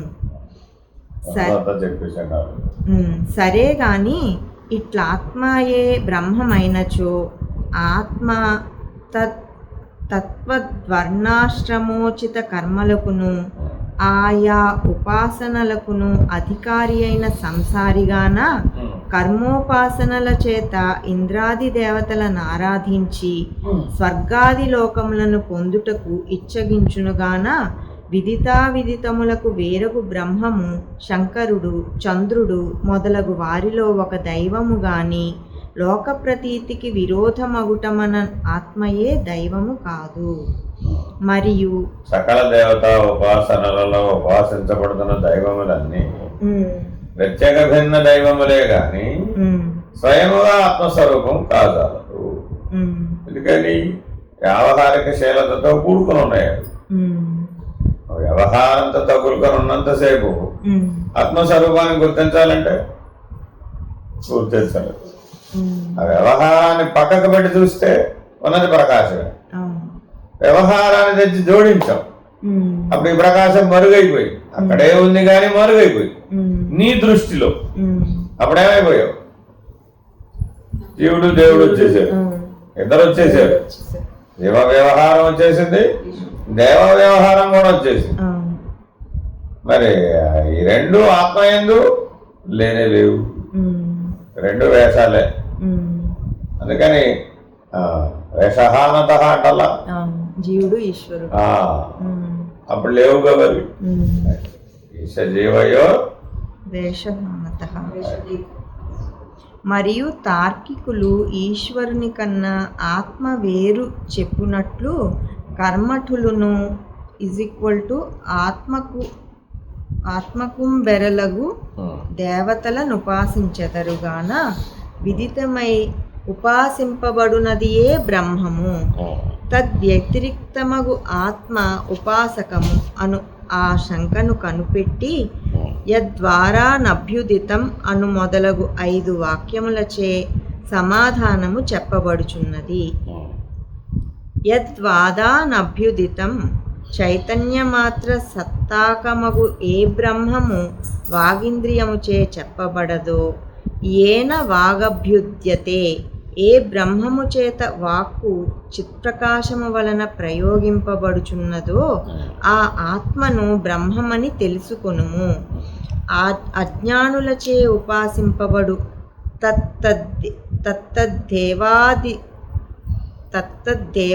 దేవతాదికము బ్రహ్మము కాదు. అది గ్రామదేవతలు, ఇంకా ఆరాధ్య దేవతలు, ఇష్టదేవతలు, ఇంకా కుల దేవతలు, ఇంకా ఏవో ఎన్ని దేవతలైనా రాసేది తేనా కదా. మరి ఇవన్నీ వాటి ఉపాసనలు, వాటి వ్యవహారాలు, వాటి ఫలితాలు, వాటి అనుష్ఠానాలు, ఇలా ఎంతైనా రాయవచ్చు. అదంతా బ్రహ్మమని ఎట చెబుతావు? మరి వ్యవహారశీలమైంది అదంతా కూడా. ఇక మరి అధ్యాస, ఆభాస, అవభాస, ఆ మూడింటిని తీసేస్తే ఉన్నది స్వరూపమే. కాబట్టి విచారణ ద్వారా తొలగించాలే కానీ వ్యవహారం ద్వారా తొలగించడానికి వీలు కాదు. సమస్య అంతా ఎక్కడ ఉంది ఇప్పుడు? అధ్యాస, అవభాస, ఆభాస, ఈ 3 జరుగుతున్నాయట. జరిగేటప్పటికేమైంది? పంచకోశాలలోకి దిగి వచ్చేసి పంచకోశ వ్యవహారమే సత్యం అయిపోయింది. ఉమ్. మరి వ్యవహారం దృష్ట్యా చూస్తే వీటిని తొలగించడానికి వీలు కాదు. ఉమ్. కాబట్టి కేవల విచారణ మాత్రేణ ఉమ్. అది సిద్ధవస్తువు. ఉమ్. విచారణ చేయగానే అది సిద్ధవస్తువే. ఇహ అవును. అది సాధ్య వస్తువు కాదు. ఉమ్. కాబట్టి జ్ఞానాన్ని నిర్ణయించడానికి సాధన ఏమిటి? విచారణ. కేవల విచారణే. ఉమ్. కానీ ఇప్పుడు మనం ఏమంటున్నాం? 3 గంటలు ఏవైనా సరే ఆసన సిద్ధి పొందాల్సిందే, 30 గంటలు ఏవైనా సరే నువ్వు సమాధి నిష్టలో ఉండాల్సిందే. ఉమ్. తర్వాత 1 2 3 3 క్షణాల్లో సాక్షాత్కారం పొందాల్సిందే. అది 1 2 3 వచ్చాయి. ఇలా ఏదో చెప్తున్నాం. ఎంత ఏమిటట? వ్యవహారశీలత. ఉమ్. తిన కదా. ఉమ్. మరి ఏది లేదుగా. ఉమ్. ఆత్మ అవ్యవహారి కదా, అవును. ఆత్మయే బ్రహ్మము కదా. ఉమ్. అసలు అది లేకపోతే సృష్టిలో ఏది లేదు కదా. ఉమ్. సృష్టి లేదు బ్రహ్మం లేకపోతే. అవును. మరి దేనికి అన్వయం చేస్తున్నావు ఇప్పుడు నువ్వు? రూప దృష్టితోనా, ఉమ్. వ్యవహార దృష్టితోనా? వ్యవహారం. కాబట్టి విచారణ ఎప్పుడు ఎటు చేయాలి? విచారణ. స్వరూప దృష్టితో చెయ్యాలి. అప్పుడు సిద్ధ వస్తువేగా. సాధ్య వస్తువా ఆత్మ ఏమన్నా? ఉమ్. కాదుగా. అబ్బో సాధన సాధ్యతే సర్వండి, నువ్వు అన్ని సాధనలు చేయాల్సి, అన్ని ఉపాసనలు చేయాల్సి, ప్రాణాయామం చేయాల్సి, ధ్యానం చేయాల్సి, సమాధి నిష్టలో కూర్చోవలసి అని నానా కష్టాలు పెడుతుంటే వీడిని ఇంతకయ్యా అంత అవసరం ఏమిటి? ఎవరికి అవసరం లేదు? ఎవరికి? పైనుంచి చూడటం వచ్చిన వాడికి ఈ గొడవ అంతా ఇప్పుడు ఎవరికి చెప్తున్నాడు? తారక బ్రహ్మమే తానై ఉన్నటువంటి వాడు ఎవడైతే ఉన్నాడో వాడికి చూస్తే అర్థమైపోయింది. వాడికి ఇదంతా పొరబదలు కూడా ఉండేది. వాడికి దాని మీదే ప్రిఫరెన్స్ ఇచ్చి మనం రోజు చేయొచ్చు. అసలు ఈ సాధనలో అలా ఉండగలిగిన వాడికి, చేయగలిగిన వాడికి కాదు. మళ్ళీ చేయడం అంటే వ్యవహారం, మళ్ళీ దిగి వచ్చేస్తావు. మనం ఉండడం మీదే ప్రిఫరెన్స్. ఎప్పుడూ బ్రహ్మమే అయి ఉన్నాను, సదా నేను బ్రహ్మమే అయి ఉన్నాను, నాలో ఏ మార్పు లేదు, ఏ కదలిక లేదు. అంటే హిప్నోటిస్ట్ ఎలా చెప్తాడో అలా అయిపోయింది. ఇదే గోల ఇక్కడికే వచ్చేస్తుంది. మళ్ళా మనోమయ కోశంలోకే వచ్చేస్తుంది. నువ్వు ఏమనుకున్నా అది వెంటనే ప్రతిబింబిస్తుంది. అధ్యాస, అవభాస, ఆభాస ఈ 3 కదులుతాయి. కదిలినాయంటే ప్రతిబింబించేస్తుంది. అందుకే ప్రతిబింబ సిద్ధాంతంలో సిద్ధాంతం ఉంది. అధ్యాసనే ప్రతిబింబమే మనస్సని, అవభాసనే ప్రతిబింబమే బుద్ధి అని, ఆభాసనే ప్రతిబింబమే చిత్తమని, తదనుగుణ్య అభిమానమే అహంకారమని. అంటే అధ్యాసే నేను, అవభాసే నేను, ఆభాసే నేను అనే అభిమానమే అహంకారం అని మొత్తాన్ని కలిపి ఒకటే చుట్టుకు వస్తాం అన్నమాట. మరి ఆ మూడితోనే సకల సృష్టి, సకల జీవులు జీవిస్తున్నాయి. మరి ఆ మూడింటిని పక్కకు పెట్టే విచారణ కదా కావాల్సింది. మరి మనం అలా పక్కకు పెట్టే విచారణ చేస్తున్నామా? ఆ 3 పక్కకు పెడితే అవస్థాత్రం ఎక్కడి నుంచి ఉన్నాయో? అధ్యాస, అవభాస, ఆభాస. మెలకు అంతా అధ్యాసట, కాల అంతా అవభాసట, గాఢ నిద్ర ఆభాస. ఎట్టపోతావు పోమ్మా ఇప్పుడు. కాసేపు అయితే హాయిగా గురిపెట్టి తవ్వాలి. మరి అప్పుడు ఇందులో మునిగిపోయావు, ఆభాసలో మునిగిపోయావు. మరి అందులో కళలు వచ్చినాయి, అవభాసలో మునిగిపోయావు. అందులోంచి మెలకు వచ్చింది, అధ్యాసలో మునిగిపోయావు. మరి మునిగిపోవట్లేదు క్షేత్రజ్ఞుడిని, నేను ఆత్మస్వరూపుడు, నేను బ్రహ్మస్వరూపుడిని, నాకే వ్యవహారం లేదు. మనకు ఎలా ఉన్నావు? మన ఎప్పుడు తోచాలి నీకు? ఆ క్షణంలో తోచాలి నీకు. అధ్యాస కలిగినప్పుడు నేను సూర్యుడిని తోచాలి నీకు. అవభాస కలిగినప్పుడు నేను సూర్యుడిని తోచాలి నీకు. గాఢ నిద్ర కలిగినప్పుడు నేను సూర్యుడిని తోచాలి. అప్పుడు అది లేదు కదా. ఆ క్షణంలో తోస్తేది లేదు. కానీ నీకు ఎప్పుడు తోస్తుంది? విచారణ కాలేదు సర్వం బ్రహ్మేతి. లేదమ్మా, ఎప్పుడు తెలియదు. అసలు ఆ మూడిలో తెలియనే తెలియదు. ఎందుకని అంటే కలగగానే అందులో మునిగిపోతావు. అమ్మా మెలకువ కూడా అధ్యాసే, మెలకువ కూడా లేనిదే కదా. అదే నిద్ర ఉంటేనే కదా మెలకువ, అన్యోన్యాశ్రయం కదా అది. లేకపోతే అలా ఉంది, లేనే లేదు. కాబట్టి ఇప్పుడు విచారణ చేసే అవకాశం ఉంది అసలు నీకు? ఛాన్సే లేదు. ఎందుకని? విచారణ చేయాలంటే నువ్వు విజ్ఞానమయ కోశంలోకి రావాలి. ఎలా చేస్తావు? విజ్ఞానమయ కోశం వాడితేనే. అవునమ్మా, అదంతా విజ్ఞానమయ కోశమే కదా. ఆ డేటా అంతా ఇందులో ఉంది, ఇంద్రియంలోనే కదా. సూర్యుడు ఉందంటావేమిటి? క్షేత్రజ్ఞుడిలో ఉందంటావేమిటి? ఎప్పుడు క్షేత్రజ్ఞుడే, సూర్యుడే, బ్రహ్మం బ్రహ్మమే. ఎలా? తస్మాత్ విచారణ కాలేషు సర్వం బ్రహ్మేది. అబ్బా, విచారణ ఎలా చేస్తావు చెప్పు? ఇంద్రియం లేకుండా. నిరీంద్రియం అది, ఆత్మ నిరీంద్రియం, దానికే ఇంద్రియాలు లేవు. దాని సత్తాతో ఇది పని చేయవలసిందే తప్ప దానికి ఇంద్రియాలు లేవు. దాని సత్తాతో ఇది వ్యవహరించవలసిందే తప్ప దానికి వ్యవహారం లేదు.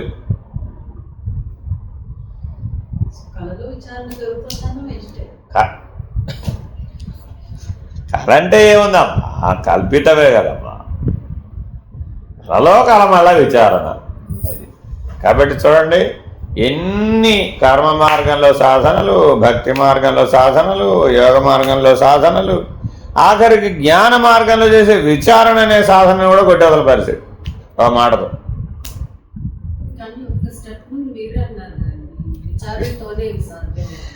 సాధ్య వస్తువుగా నువ్వు చూసినంత వరకు మరి ఏదో సాధనం కావాలి కదా, అది సిద్ధ వస్తువు కదా.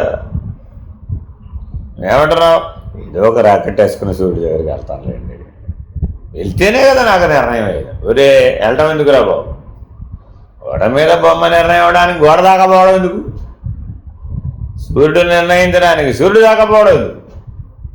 సూర్యుడు అయ్యే ఉన్నావుగా, ఒప్పుకో, అలా ఉండు. నువ్వు బ్రహ్మమని ఒప్పుకో, అలా ఉండు. అంటే అది అర్థం అయినప్పుడే కదా అలా. ఏమో నువ్వేం చేసుకుంటావు, అదంతా మళ్ళీ సాధన వ్యవహారం. కాబట్టి చాలా జాగ్రత్తగా ఈ మెలకువని పొందాలి. ఈ తురియనిష్ట అనే మెలకువను పొందిన వాడికే ఇది సులభం అన్నమాట. అందుకే కత్తంచ మీద నడవడం అనే ఉపమానం చెప్పేది. అధ్యాస కాలు తెగిపోయింది, ఆభాస గ్యారెంటీగా తెగిపోయింది, అవభాస ఇంకా గ్యారెంటీగా తెగిపోయింది. ఫినిష్డ్. అయ్యా అంతా ఉన్నది ఇదే. జనన నుంచి మరణం దాకా, సృష్టి నుంచి లయం దాకా. బ్రహ్మాండమేమో సృష్టి నుంచి లయం దాకా, టెస్ట్ ఏమో జనన నుంచి మరణం దాకా ఉన్నది ఇది. ఈ మూడు మాటలే. ఏమిటవి? అధ్యాస, అవభాస, ఆభాస. అంతే. ఇంతకీ కళ బ్లాక్ అండ్ వైట్లో ఉందంటావా, ఈస్ట్మన్ కలర్లో ఉందంటావా? ఏమండి, కళ రంగుల కళేనా కాదా? దాని మీద మా ప్రొఫెసర్ ఒక బుక్ కూడా రాశారు, పెద్ద థీసిస్ దానికి. అదే కళ బ్లాక్ అండ్ వైట్ ఏనమ్మా, కళలో ఈస్ట్మన్ కలర్ లేదు. కళలో గులాబీ పువ్వు బ్లాక్ అండ్ వైట్ లో ఉంటుంది. అసలు ఆ కళలో వచ్చే క్యారెక్టర్లు అన్నీ కూడా అన్ని బ్లాక్ అండ్ వైటే, అన్నీ నువ్వే ఒకటే ఫస్ట్ పాయింట్. కానీ కళలో తాను రంగులను చూస్తున్నాననే వర్ణానుభూతిని పొందుతున్నాడు ఇళ్లలోంచి తెచ్చుకుని. ఇళ్లలో గులాబీ పువ్వు చూసాడండి, కళలో అది యాక్చువల్గా బ్లాక్ అండ్ వైట్లో కనబడుతుంది, వర్ణ దృశ్యం లేదు. కానీ ఇళ్లలో చూసిన వర్ణ దృశ్యం కళలో ఆచ్ఛాదితమై గులాబీ పువ్వు యథార్థంగా కళలో అనుభవించబడుతుంది. ఇప్పుడు ఏది అధ్యాస, ఏది అవభాస, ఏది ఆభాస? ఒకదాని మీద ఒకటి, ఒకదాని మీద ఒకటి. అధ్యాస మీద అవభాస, అవభాస మీద ఆభాస. ఇలా ఒకదాని మీద ఒక భ్రాంతి మీద మరొక భ్రాంతి పడిపోయి నేను అసలు దాటనివ్వదనమాట అది ఎంతసేపు కూడా. ఎప్పుడు కుదురుతుంది? ఒకే ఒక దెబ్బతో దిగిపోవాలి మూడు. మూడు ఒక దెబ్బకి తగ్గొట్టగలిగిన వాడికే సాధ్యం. నేను ఒక్కొక్కటి తీస్తానండి, ఎప్పటికి అవ్వదు. ఇప్పుడు మన సాధన మార్గాల్లో ఎలా ఉన్నాయి, ఒక్కొక్కటి తీయటం. ముందు దీవయ్య, తర్వాత అద్దిత్. శరీరత్రయం మూడింటిని ఒక దెబ్బ కొట్టగలిగిన వాడే ఆత్మనిష్ఠుడవుతాడు. స్థూలాన్ని దాటే కదా. సూక్ష్మంలో ఏం చేస్తున్నాడు, మళ్ళీ స్థూలానికే వస్తున్నాం. అక్కడ ఉండే ఏమైనా గాలిలో ఉండడానికి వీలవుతుందా? అవదు కదా. మరి స్థూల శరీరంలో కుదిరినప్పుడు మళ్ళీ అదే అయ్యావుగా. మరి దాటింది అక్కడ? లేదండి బాబు, నేను స్థలం దాటి సూక్ష్మంలో. ఎందుకని? అనుభవ భేదం, వ్యవహార భేదం. వరం ఇలా లేనండి బాబు, ఒక సంవత్సరం క్రితం నేను ఇట్టా ఉన్నానేమిటి, ఎంత మారానో నేను. అబ్బా, ఎక్కడ మారావేమిటి? ఎక్కడ మారావు? వ్యవహారంలో, అనుభవంలో, అంతేనా కాదా? లక్షణంలో. ఎక్కువలో ఎక్కువ చెప్తే అక్కడ లక్షణంలో. మరి ఆ మూడు ఏమిటమ్మా? అధ్యాస, అవభాస, ఆభాస. పోయిన సంవత్సరం సూర్యుడు వేరేనండి, ఇప్పుడు సూర్యుడు వేరు. అబ్బా, అంతేనా? ఎలా లక్షణం మారిపోయిందా? అనుభవం మారిపోయిందా? వ్యవహారం మారిపోయిందా సూర్యుడికి? అసలు ఆ మూడు లేనేలేవాడికి.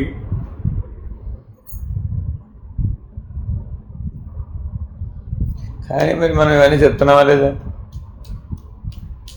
ఇప్పుడు అర్థమవుతుంది కథ. అంటే ఒకే రెప్పపాటులో, ఒకే క్షణంలో. అందుకే నేను ఇందాక 1, 2, 3 అన్న విషయం ఎందుకు ఎన్నిసార్లు చెప్పానంటే ఇది అనమాట. ఒక్క క్షణంలోనే అది తోస్తుంది. ఆ ఒక్క క్షణంలో ఈ మూడు తెగిపోయినాయి, లేవు. అవి లేవని చెప్పడానికి, ఉన్నది సూర్యుడే అని చెప్పడానికి ఒక క్షణమే అంతే. వాడు నిర్ణయం చేసేసాడు, వాడికి విచారణతో పనే ఉంది. ఎందుకని? సూర్యుడు ప్రత్యక్షం, ఇవి లేవనేది కూడా ప్రత్యక్షమే. మరి ప్రత్యక్ష ప్రమాణం కళ్ళ ఎదురకుండా ఉంటే మళ్ళా విచారణతో పని ఏమిటండి? కళ్ళు ఎదురకుండానే కదా, ఇంకేమింది అసలు అక్కడ? కానీ ఏం విచారిస్తావు నాకు అర్థం కాదు ఇంతకాలం. పంచకోశాలన్నావు, శరీరత్రయాలన్నావు, తాపత్రయాలన్నావు, గుణత్రయాలన్నావు, ఏమిటేమిటో వివేక చూడమని అంతా అదే. 550 శ్లోకాలు ఎడి తిప్పడి తప్పడి ఫైనల్గా ఎక్కడ చేసేస్తాడు? అక్కడ కూడా అలా ఆత్మస్వరూపం దగ్గరికి. అంతే. 550 శ్లోకాలు చివరికి వచ్చేసారండి. చివరి 50 శ్లోకాలు చూస్తే ఆ ఎంతసేపు ఏం చెప్తాడు? నువ్వు నిర్గుణివి, నువ్వు నిరాకారుడివి, నువ్వు నిరవయవుడివి, నువ్వు నిర్వికల్పుడివి, నువ్వు నిర్గుణివి, ఇవే చెప్తాడు. మరి ముందు చెప్పిన 500 శ్లోకాలు ఉన్నట్టా లేనట్ట? ఉన్నట్టే. ఎందుకని? వ్యవహారాత్మకో జీవ, స్వరూపాత్మకో ఇది బ్రహ్మ. అంతే. 500 శ్లోకాలు ఇటువైపు నుంచి చూస్తున్నాడు, 50 శ్లోకాలు అటువైపు పైనుంచి చూస్తున్నాడు. నిర్ణయం అయిన తర్వాత ఏం చేశాడు? పైనుంచి చూశాడు. అప్పుడేమైంది? వ్యవహారం లేదు ఆవిడ. అసలు వ్యవహారమే లేదంటుంటే మళ్ళీ త్రిపుటి అంటావు. త్రిపుటి ఉంటే వ్యవహారం వచ్చిందంటావా? వ్యవహారం ఉంటే త్రిపుటి నిర్ణయం అవుతుందా?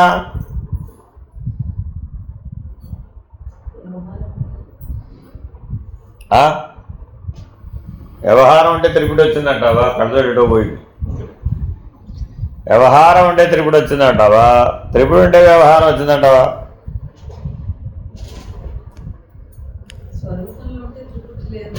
రెండు లేవనే మాట అసలు చెప్పలేరే రామ. ఎంతసేపు చెప్పండి. అబ్బే బుర్రలేదని నేను ఊరికే అన్నా. ఎన్ని రకాలుగా చెప్పినా అది స్ఫురించకపోతే బుర్రలేకపోవడం కావదేమో. రెండూ లేవురా నాయన. లేదు, ఫినిష్డ్ అయిపోయింది. అప్పుడు ఉన్నది స్వరూపమే కదా.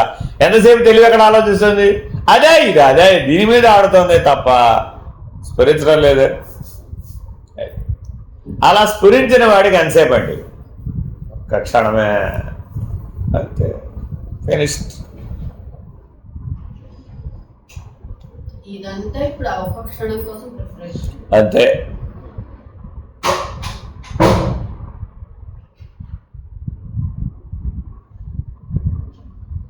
యస్మాదముస్మిన్ స్ఫురతి స్వయం. అన్యం లేదు అక్కడ. స్ఫురతి స్వయం,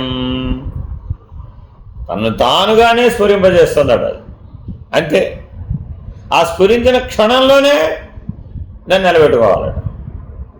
మళ్ళా ఉత్తర క్షణంలో చూస్తానన్నా, ఉత్తర క్షణం ఎక్కడ తెలుసు? ఇంతకంటే మాటల్లో చెప్పడం కుదరదు. ఆ గుర్తించగలిగే బలం రావాల్సింది. అందుకని ఇన్ని రకాలుగా చెప్పడం. మొన్న మీరు స్థానం రచనంలో ఇవేమీ లేవు కదా అన్నారు కదా. లేవుగా మరి. మరి ఇంకా అలాగే అదే మాట పట్టుకుని అలాగా ఉండు. ఎవరుండద్దాను? ఉండద్దన్నాడు. సూర్యుడు కదులుతున్నాడటవా? కదలటం లేదు. స్థానువేగా.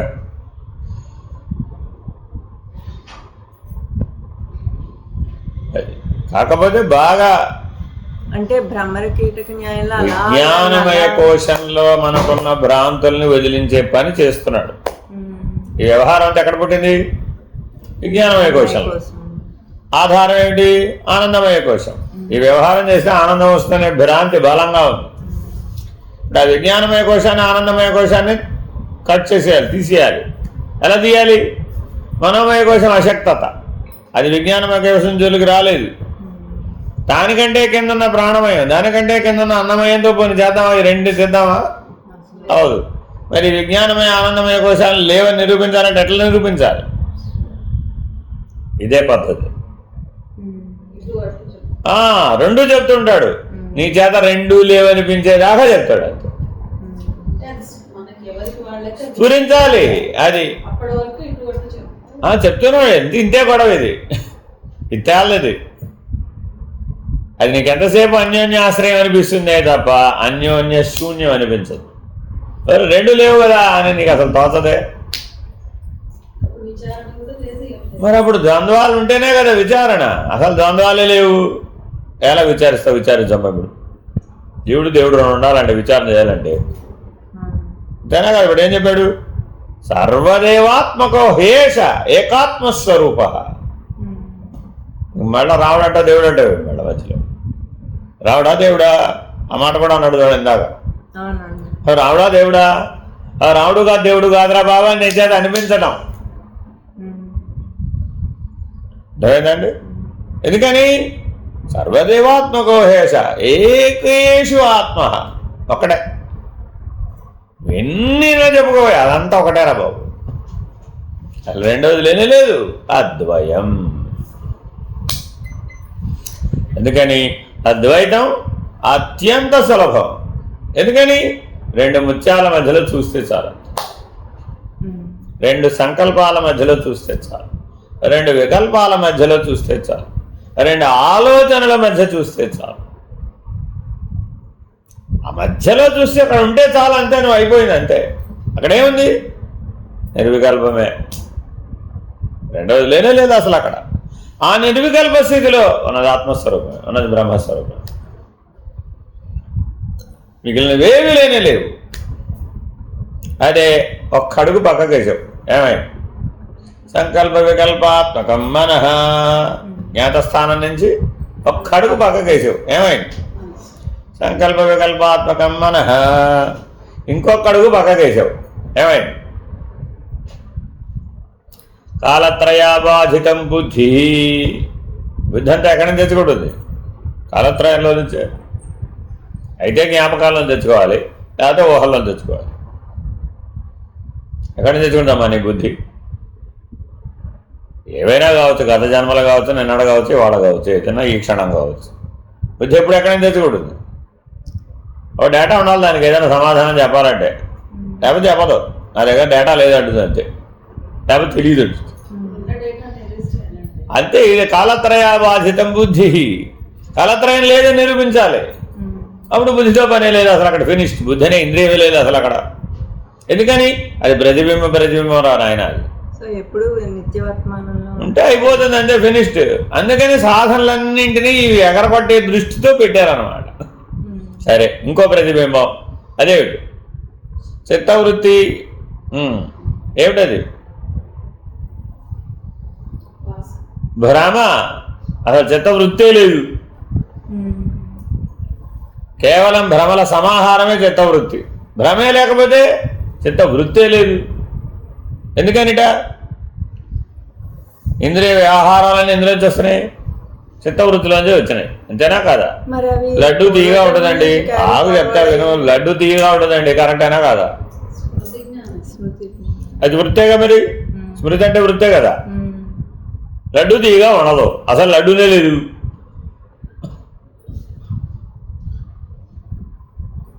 లడ్డూనే లేదండి అక్కడ. లడ్డు ఎక్కడ ఉంది అసలు? బ్రహ్మం కదా. బ్రహ్మం తీయగా ఉండదా పొలగా ఉండదా?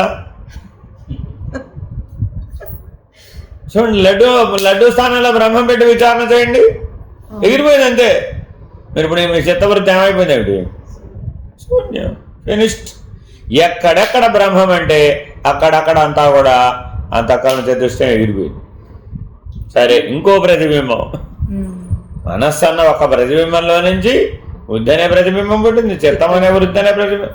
దాంట్లో నుంచి మళ్ళీ నేను కర్త, నేను భోక్త. పెట్టమ్మా ఇప్పుడు ఆ స్థానంలో బ్రహ్మాన్ని పెట్టు. ఎలాగో చెప్పు. ఆ బ్రహ్మమే పెళ్లి చేసుకుంది, బ్రహ్మమే పిల్లల్ని కంది, బ్రహ్మమే పిల్లల్ని పెంచి చేసింది, మళ్ళా బ్రహ్మమే పిల్లల్ని మళ్ళా పెళ్లి చేసింది. దానికి వేరే ఉద్యోగం పని పాడలేదు. ఒప్పుకుంటావా? నీ లోపల వాడే ఒప్పుకోవట్లే, అయిపోయింది. మరి కర్తాభోక్త అక్కడి నుంచి వచ్చారు. ఇప్పుడు చిత్త విభ్రాంతిలో నుంచి ప్రతిబింబం కర్తాభోక్త. చిత్త విభ్రాంతిని ఎగరగొట్టిన వాడి కర్తాభోక్త అక్కడ. విజ్ఞానమయ కోశం అనే బుద్ధిలో ఉన్నటువంటి కాలత్రయాన్ని ఎగరగొడితే చిత్త విభ్రాంతి అక్కడ.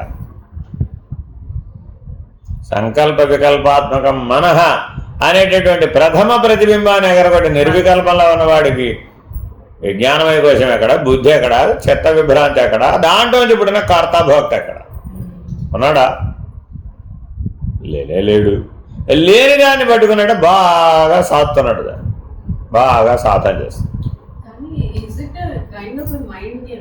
అన్నిటికీ బ్రహ్మం పెట్టేసి ఇదంతా లేదని చెప్పడానికి చేయి చూద్దాం, ఏదో మైండ్ గేమ్ చేయి చూద్దాం. అది చెయ్యమ్మా, చేయలేవమ్మా తల్లి, అశక్తం. నీ బుద్ధి అశక్తం. బ్రహ్మభావంలో నిలబడ్డం దానివల్ల అయ్యే పని కాదు. అది అందుకని వదిలేస్తుంది. అందుకే ఎడి తిరిగిపోయావు. ఎడి తిరిగావేమిటి? ఈ విచారణ అంతా చేసి తర్వాత ఏం చేసావు? అంతా మామూలేనండి బాబు, మళ్ళీ మామూలేనా? అంతా అంతా అవునండి, అవునమ్మా. బ్రహ్మభావంలో అంతఃకరణం ఎప్పటికీ నిలబడదు. ఎందుకని? అసలు అంతఃకరణమే లేదు. లేని అంతఃకరణాన్ని బ్రహ్మభావంలో నిలుపుతానని ప్రయత్నం చేస్తున్నాం. పైన ఆకాశంలో ఇంద్రధనస్సు ఉందమ్మా, అంతేనా కదా? మీ ఇంట్లో ఆ ఇంద్రధనస్సును తెచ్చి పెడతానని వాగ్దానం చేశావు. అది ఎట్లాగండి బాబు? అక్కడ ఇంద్రధనస్సు ఉందా లేదా? నాకు ఎక్కడ కావాలి ఇంద్రధనస్సు? ఇంట్లో గోడ మీద కావాలి. ఏమో నాకు తెలియదు. మరి ఆ రెండు లేవంటే అక్కడ తెచ్చి పెట్టడానికి వీలవుతుందంటవా? మరి ఆ వాగ్దానం ఎందుకు చేసావు?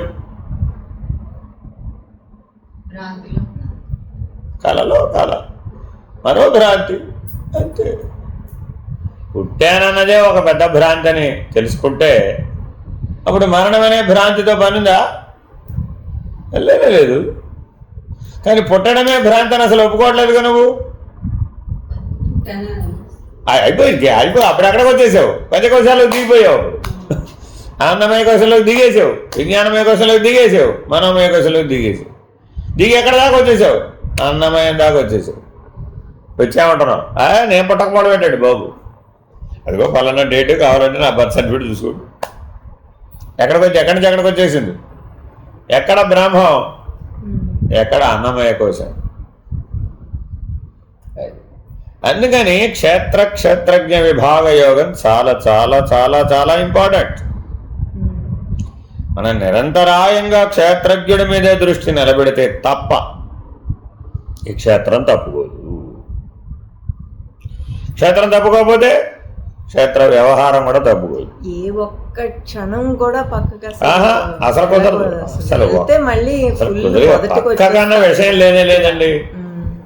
అసలు పక్క కన్నా సంగతే లేదు అక్కడ. అంతే పాయింట్ టు పాయింట్ కరెక్ట్గా సెంటర్లో 100కి 1000 మార్కులు రావాల్సిందంటే రావాల్సిందే అంతే.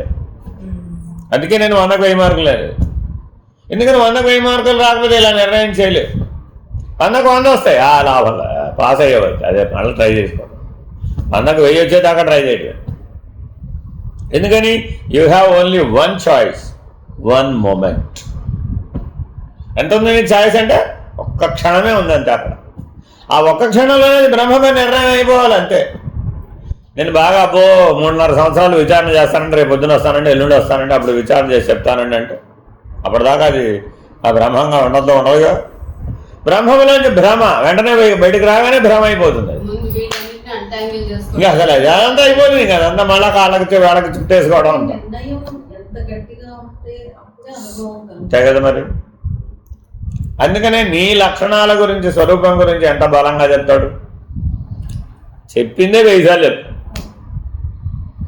అన్నిసార్లు చెప్పినా అలాగే 2 అంటాడు మళ్ళా మామూలు. ఇది తిరిగేటంటే అయిపోతుందండి అంతే. అక్కడి నుంచి చూసినంతసేపు అది సత్యమే. ఒక్క నిమిషంలో ఇటు తిరుగుతాడు అంతే. అబ్బో మా అమ్మాయి అంటే మా పిల్లాడు అయిపోయాడు, నా సంసారం అండి, నా ప్రపంచం. నేను కాకపోతే ఎవరు చేస్తారండి? నేను కాకపోతే ఎవరు చేస్తారంటాడు వాళ్ళ ఇటు తిరిగి. ఏమైపోయింది అప్పుడు? అయిపోయింది కదా, అంతా పోయింది. అన్ని లక్షణాలు ఓదేపకే పోయింది. ఒక్కసారి ఇటు తిరగంగానే మొత్తం ఇప్పటి వరకు చెప్పిన పాఠం, ఇప్పుడు చెప్పిన వరకు స్వరూప జ్ఞాన లక్షణాలు అన్నీ ఒక్కసారి పోయింది. చీకటి ఎంతసేపట్లో వచ్చింది? కనురెప్ప మూసినంత సేపట్లో అంతే.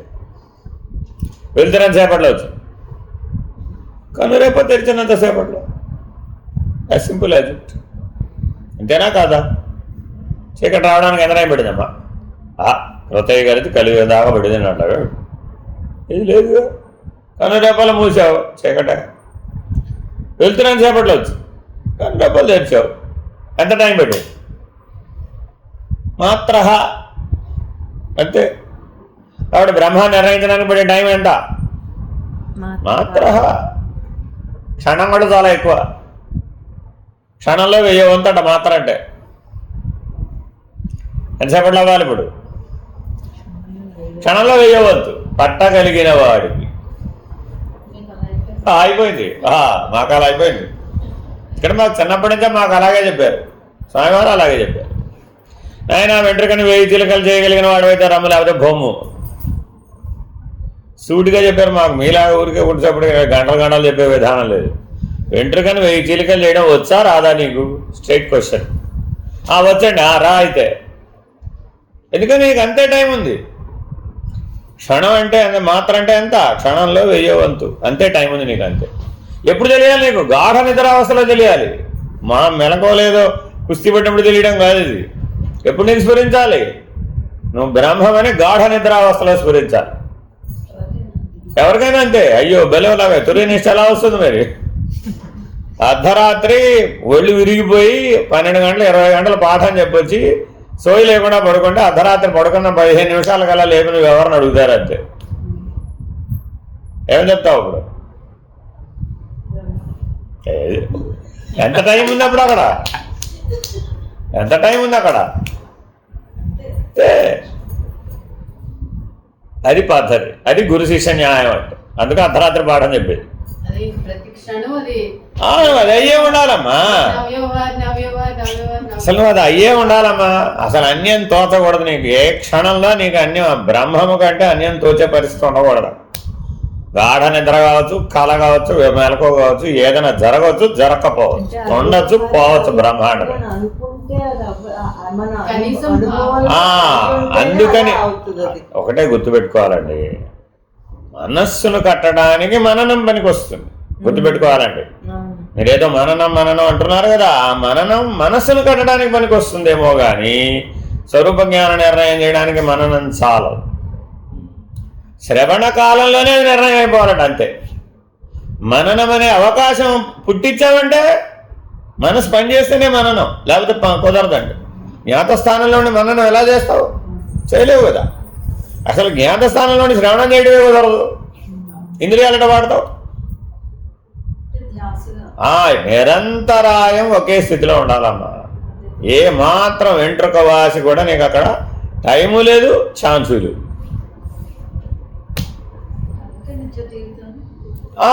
అందుకని పూర్తిగా నేను ఈ క్షణంలోనే నేను మోక్షాన్ని పొందాలన్న వాడికే అది సాధ్యం. అందుకే బుద్ధునే చెప్పాను, ఈ జన్మలోనే మోక్షం పొందాలి, ఇవాడే మోక్షం పొందాలి, ఇప్పుడే, ఈ క్షణమే. చాలా డిఫరెన్స్ ఉంది మూడింటి మధ్య. ఈ జన్మలోనే కర్మ మార్గం, ఇవాళే భక్తి మార్గం, ఈ క్షణమే జ్ఞాన మార్గం. ఇప్పుడే డిసైడ్ అయిపోతుంది అంతే. ఇప్పుడు ఎంతసేపట్లో డిసైడ్ అయింది? ఒక క్షణమే అంతే అయిపోతుంది అంతే. పూలదండలో దారం దాగుందని తెలుసా లేదా? ఎంతసేపట్లో తెలిసింది? క్షణమే అంతే. దారం పూలదండ అయిందా? అవలేదు. కొన్ని దారం పూలయిందా? అవలేదు. ఎప్పటికీ అవ్వదు కూడా. అసలు దారానికి పూలకి ఏమన్నా లక్షణ సామ్యం చెప్పు, లక్షణ సామ్యం చెప్పు. పూలు పూలే, దారం దారమే, లక్షణం లేనే లేదు అసలు. అక్కడ సామ్య లక్షణమే లేదు. కానీ మనం ఎంతసేపు దేని గురించి ఎదుగుతున్నాం? నాకు మ్యాచింగ్ ఎవరండి? నీకు మ్యాచింగ్. సామ్య లక్షణం ఎలా? ఇది ఈ సామ్య దృష్టిలోంచి ఎలా సాధిస్తావు? ఈ సాపేక్ష దృష్టిలోంచి దాన్ని ఎట్లా పొందుతావు? వీలు కాదే. కాబట్టి ఇది నిరంతరాయంగా సాపేక్ష దృష్టిని విడనాడాలన్నమాట. ఇప్పుడు నిరపేక్షంగా ఉండాలి. ఆ నిరపేక్ష దృష్టితోనే అది నిర్ణయం. లేవుతాం ఏ ఒక్కడితోనైనా నిన్ను మ్యాచ్ చేసుకోవడానికి చూసేవండి, ఏమైపోతుంది? మనం మెలకువకాల నిద్రలో చేస్తున్నది ఏమిటి? మ్యాచింగ్. అన్మ్యాచ్డ్, అసంతృప్తి, మెలకొచ్చి. అదిటే మెలకొచ్చి. గాఢ నిద్రలో తనతో తాను మ్యాచ్ చేసుకోవడానికి ట్రై చేస్తున్నాడు. అదిటే నిద్ర. చీకటిలో తనను తాను వెతుకుతూ తనను తాను గుర్తించే ప్రయత్నం చేస్తూ ఉంటే తనకు తాను లభించక అసంతృప్తుడై మెలకులోకి వచ్చాడు. ఇదిగా నిద్రలోంచి మెలకులోకి వచ్చే విధానం. ఎంత గొప్పగా చెప్పాడో నిద్ర గురించి. తను తానే వెతుకుతున్నాడు. ఎక్కడ వెతుకుతున్నాడు? చీకట్లో వెతుకుతున్నాడు. తను తాను కనుక్కోలేకపోయాడు, అసంతృప్తుడయ్యాడు. ఆ అసంతృప్తితో మేలుకుంటున్నాడు. ఇంతే రోజు. ఇది మళ్ళా ఇక్కడ కూడా మెలకువలో ఏం చేశాడు? మెలకువలో కూడా ఆ పనే చేశాడు. తను తానే వెతికాడు, వ్యవహార రూపంలో వెతికాడు. కనుగొన్నాడా? ఇక్కడ కనుగొనలేదు. కనుగొనలేక అవభాస రూపంలో కళలో వెతికాడు.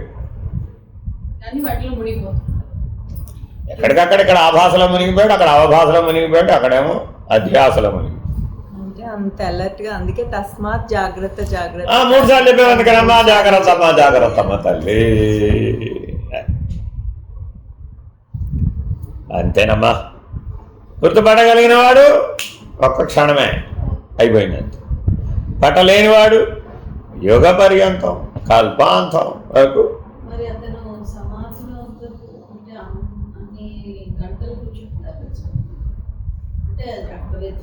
వెతకడమే.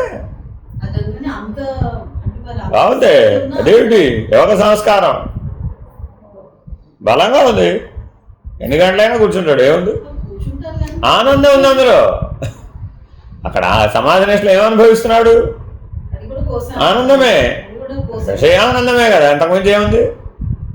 స్వరూపంలో సమాధి నిష్ట ఎక్కడ ఉందమ్మా అసలు? సూర్యుడు బాగా ధ్యానం చేయాలి అవుతా? ఏమండి? సూర్యుడు బాగా ధ్యానం చేయాలి అవుతా? సూర్యుడు ధ్యానం ఏమిటి? కళ్ళు తెరిచి చూడాలా, కళ్ళ మూసుకుని చూడాలా ధ్యానంలో? పైగా మీరేం చెప్తారు? సూర్యుడికి ధ్యానం ఎలా చెప్తారు మీరు? నీ స్వరూపం ఏమిటి? సూర్యుడు. నేను అందుకే నాకు నవ్వొస్తుండదు అనమాట. నేను అందుకే ఏమన్నానండి ఇవన్నీ. అందుకేం చెప్పి 60 గంటలు అఖండ ధ్యానం బాగా చేయండి. ఆయన ఏం చేశారేమిటి? మీ వల్ల కాదండి. ఎందుకని నీ లోపల స్వరూపం ఒప్పుకోదు. దానికి తెలుసు. ఇదంతా భ్రాంతం దానికి తెలుసు. చేయబోయినప్పుడల్లా ముందు కాసేపు బాగానే ఉంటుంది, మీకు తెలియకుండానే 10 నిమిషాలు, పావు గంట, అరగంట, గంట అయ్యేటప్పటికి వచ్చేస్తుంది, కిందకి బయటకు వచ్చేస్తుంది. మనం మీరు ఉండమన్నా ఏమి ఉండదండి, జస్ట్ పల్సేషన్స్ అబ్జర్వ్ చేస్తుంది అంతే. లోపల జరిగే వెరీ గుడ్. దానివల్ల దంపుడు మిషన్ జరుగుతుందా లేదా రోకళ్ళ మిషన్? అప్పుడు మీకేం తెలిసినట్టు? ఏం లేదు, ఏకశాస దేహశాస గమనించడమే, అంతకుమించి ఏమీ లేదు. కాబట్టి చాలా చాలా జాగ్రత్తగా కర్మ, భక్తి, యోగ, జ్ఞాన మార్గాలను సాధనలో సరైన పాళ్ళలో కలపాలన్నమాట. లేకపోతే chapati will not come out. అయితే చారచారణ అవుతుంది, లేకపోతే రాయను. అది భోగ్యానికి పనికిరాదు. వ్యవహారం ఎక్కువైపోయింది అనుకోండి, నీళ్ళు ఎక్కువగా పడిపోతాయి, అప్పుడు చపాతీ వస్తున్నా పెట్టి వదిలిపోయినందా వేస్ట్. మనిషి జీవితంలో కాలం అనేటటువంటిది కూడా ఆ గోధుమ పిండి లాంటిది. వ్యవహారాన్ని పెంచుకుంటూ పోయామనుకోండి, నీళ్ళు ఎక్కువ పోసేస్తాం, అప్పుడు అందులోంచి ఎలా తీయటం బయటికి అయిపోయి మొత్తం మానేస్తామనుకోండి. ఇప్పుడు ఆ పిల్లాడు ఏమిటంటే మొత్తం మానేసాడు, పీసుకున్నాడు, లోపలికి పీసుకున్నాడు, గుహలోకి పీసుకున్నాడు. మరి గుహలోకి బయటకు వస్తే పోతానన్నావు, చిక్కెక్కడ వచ్చింది ఇప్పుడు? మరే బయటికి రా, బయటకు వస్తే నా తెలివిపోద్దండి బాబు, నా సమాధి పోద్దండి బాబు, అందులో ఉన్నంతసేపు నేను బయట లోపల ఎక్కడ వద్దురా, అదే లేకపోవడం ఏంటి? బయటంతా ప్రపంచం ఉంది, బయటంతా వ్యవహారం ఉంది, బయటంతా విషయాలు ఉన్నాయి, బయటంతా నానాగోళం. అదే ఎవరండి నువ్వు? ఇప్పుడు ఎవరు? ఇప్పుడు ఎక్కడ రావాలి ప్రశ్న? నేనెవరు? గాఢ సమాధి నిష్టలో, గాఢ నిద్రావస్థలో నేనెవరు? సూర్యుడిని. బయటకు వస్తే నేను సూర్యుడు కాదండి, రామ న్యాయం పాడుగా. మరి అదంతా వేస్ట్ కిందే కదా. అలా వేస్ట్ అంటావేంటి? ఇప్పుడే చెప్పా, జీవుడి పని ఏమిటి? ఏదో ఒక సంస్కారంతో ఈ జన్మ పుట్టిందా లేదా, వచ్చేదా లేదా, ఈ ఉపాధి వచ్చిందా లేదా, ఆ సంస్కారాన్ని రద్దు చేసుకోవాల్సిందే. Yes, exactly. ఎందుకని? అంతఃకరణం లేనిదని నిరూపించబడుతోంది అక్కడ. ఆ యోగం యొక్క ప్రభావం చేత ఏ అంతఃకరణం అయితే బలీయమై నిన్ను వ్యవహారంలోకి లాక్కుపోతుంది, ప్రపంచంలోకి లాక్కుపోతుంది, నా వల్ల కావడం లేదు, నిలువరించలేకపోతున్నాను చేతులు తెసావుగా, భోగిగా నీ ప్రాబ్లం ఏమిటి? ఆ భోగం అనే బలాన్ని తగ్గించేస్తుంది ఆ యోగం. నువ్వేమంటున్నావు? సందు చివర బజ్జీల బండి నన్ను ఆకర్షిస్తుందండి బాబోయ్, దాన్ని నిలువరించలేకపోతున్నాను. యోగిగా ఏమైంది? వేనిస్ట్ అయిపోయింది. భోగిగా సాధించలేనివన్నింటినీ యోగిగా మారడంతో మొత్తం సాధించేస్తాడు. కాబట్టి సాధ్యము అనేదంతా యోగంలో సాధించబడుతుంది. సాధన, సాధకుడు, సాధ్యం ఉన్నాయా లేదా? సాధ్యమంతా యోగంలో సాధించబడుతుంది. కానీ అదే టార్గెట్ కాదని తెలియాలి కదా. ఇప్పుడు అలా ఎప్పుడు చెప్తారంటావు? ఎప్పుడు చెప్తారు? 10వ క్లాస్ పాస్ అయినాం కదా చెప్పేది వాట్ నెక్స్ట్ అని. 1వ క్లాస్లోనే వాట్ నెక్స్ట్ అంటే వాడు ఏం చెప్తాడు? లేకపోతే ఏమైనా ఇంకోటి ఉంటుంది కదా దాని ప్లేస్లో. ఏది ఉంటే అదమ్మా. సూర్యుడికి ఏ చెట్టు అయితే ఏమిటి? ఎందుకని అంటే భోగంలో నుంచి అంత తొందరగా 99.9% మంది బయటపడాలి. 99.9కి అది వర్తిస్తుంది. There is 0.1 exemption. That's different matter. నువ్వు అలా ఉన్నావు అనుకోండి, వెరీ గుడ్, ఓకే. అప్పుడు యోగంతో పని డైరెక్ట్గా జ్ఞానమే. డైరెక్ట్గా జ్ఞానం స్ఫురించేవాడికి మళ్ళీ కిందకి దిగి యోగం రాసుకోవడం ఎందుకు? ఆ పరీక్ష రాయకల. మేమేం చేసాం? మేమేం యోగాలు ఏమో ఆచరించలేదు, అన్నీ వచ్చేసినాయి మాకు. కాకపోతే ఎలా వచ్చేసినాయి? డైరెక్ట్ పైకి వచ్చేసాం, పైనుంచి చూసాం. పైనుంచి చూస్తే ఆడే యోగీశ్వరేశ్వరుడు. మళ్ళీ కిందకు వచ్చి మళ్ళీ ప్రాణాయామం ముక్కట్టుకోకల. అంతే, మాకు మహాబంధం రెప్పపాట్లో వచ్చేసింది. అంతే, వారు అలా కూర్చున్నారు అర్ధరాత్రిలాగా. అంతే, అలాగా కూర్చోన్నారు. అంతే, అయిపోయింది. తెల్లారే వరకు అలాగే కూర్చున్నాడు, తెల్లారే వరకు అలాగే కూర్చున్నాడు, అయిపోయింది. ఒక రోజులో అయిపోయింది మొత్తం యోగ వ్యవహారం అంతా. చక్ర వ్యవహారం అంతా కూడా. మూలాధారాన్ని సహస్రారం చేరడానికి ఒక రాత్రిలో అయిపోయింది అంతే. అంత టైం పట్టదు, కానీ మరి మనకెంత పడదు.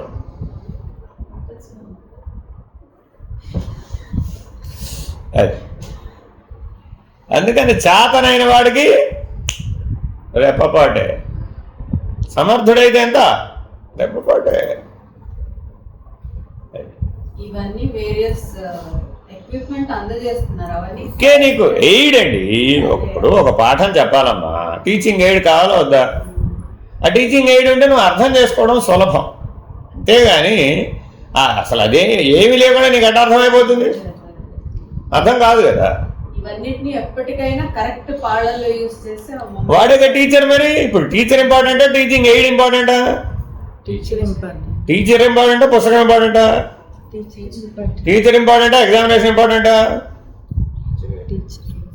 టీచరే లేకుండా ఎగ్జామినేషన్ ఎక్కడ వస్తుంది? No teaching at all, how the examination will be there? అది శిష్యుడి దృష్ట్యా. నేర్చుకునేవాడికి teacher is very very important. Why? To reach the goal. అది అందుకని ఇది ఇంపార్టెంటా అంటే నువ్వు ఎక్కడి నుంచి చెప్తున్నావు అనేది చాలా ఇంపార్టెంట్. ఆ టీచింగ్ ఎయిడ్ లేకుండా ఆయన చెప్పలేదండి పాఠం, ఆయన ఉపయోగించే చెప్పాడు. కానీ మరి టీచింగ్ ఎయిడ్ నీకు జ్ఞానాన్ని ఇస్తుందా? ఎవరు? కాబట్టి కర్మ భక్తి యోగం సరాసరి జ్ఞానాన్ని ఇవ్వవు, ఇస్తాయి. It's like A teaching aid. Teacher చేతిలో పనిముట్లేదు, నీ చేతిలో కాదు. ఏ కర్మ వాడాలన్నా, ఏ భక్తిలో నిన్ను ప్రవేశపెట్టాలన్నా, ఏ యోగ పద్ధతిలో నిన్ను ప్రవేశపెట్టాలన్నా అవన్నీ ఏమిటి? A teacher can execute all those 3 because he knows it very well. నువ్వేదో చెప్తావు, పర్వాలేదులే అమ్మా సమప్రాణాయామం చేస్తావా చేయవా? ఆ గురువుగారు చెప్పారండి వచ్చేస్తా. మళ్ళీ ఎప్పుడు వస్తావు? అది అయినాకేగా వచ్చేది. నువ్వు మన మధ్యలో వస్తావు. ఏమ్మా ఏం చెప్పు, నువ్వు మర్చిపోయినా గురువు మర్చిపోడు. ఎవరికి ఏం చెప్పాడో ఈచ్ ఇండివిజువల్ వారికి ఇక్కడ రికార్డ్ అయిపోతుంది. అది ఆటోమేటిక్గా రెస్పాండ్ అయిపోతుంది. పోయినసారి నీకు ఏం చెప్పానమ్మా, ఇది కదా చెప్పింది, అది అయిందా? ఖచ్చితంగా గుర్తెట్టుకుంటుంది. అది అంత పర్ఫెక్ట్గా ఎలా గుర్తెట్టుకుంటుంది? Because is a master, is above. అక్కడి నుంచి చూస్తాడు కాబట్టి అక్కడి నుంచి చూసేవాడికి అన్నీ కనపడతాయి. వారేరు కానీ మరుగు ఉండదు. మరి కానీ అక్కడి నుంచి చూడడం రాకపోతే ఆల్ ప్రాబ్లమ్స్. కాబట్టి ఎప్పటికైనా మీరు ఎక్కడి నుంచి చూడడం రావాలి? పరం బ్రహ్మ నిత్యం తదేవాహమస్మి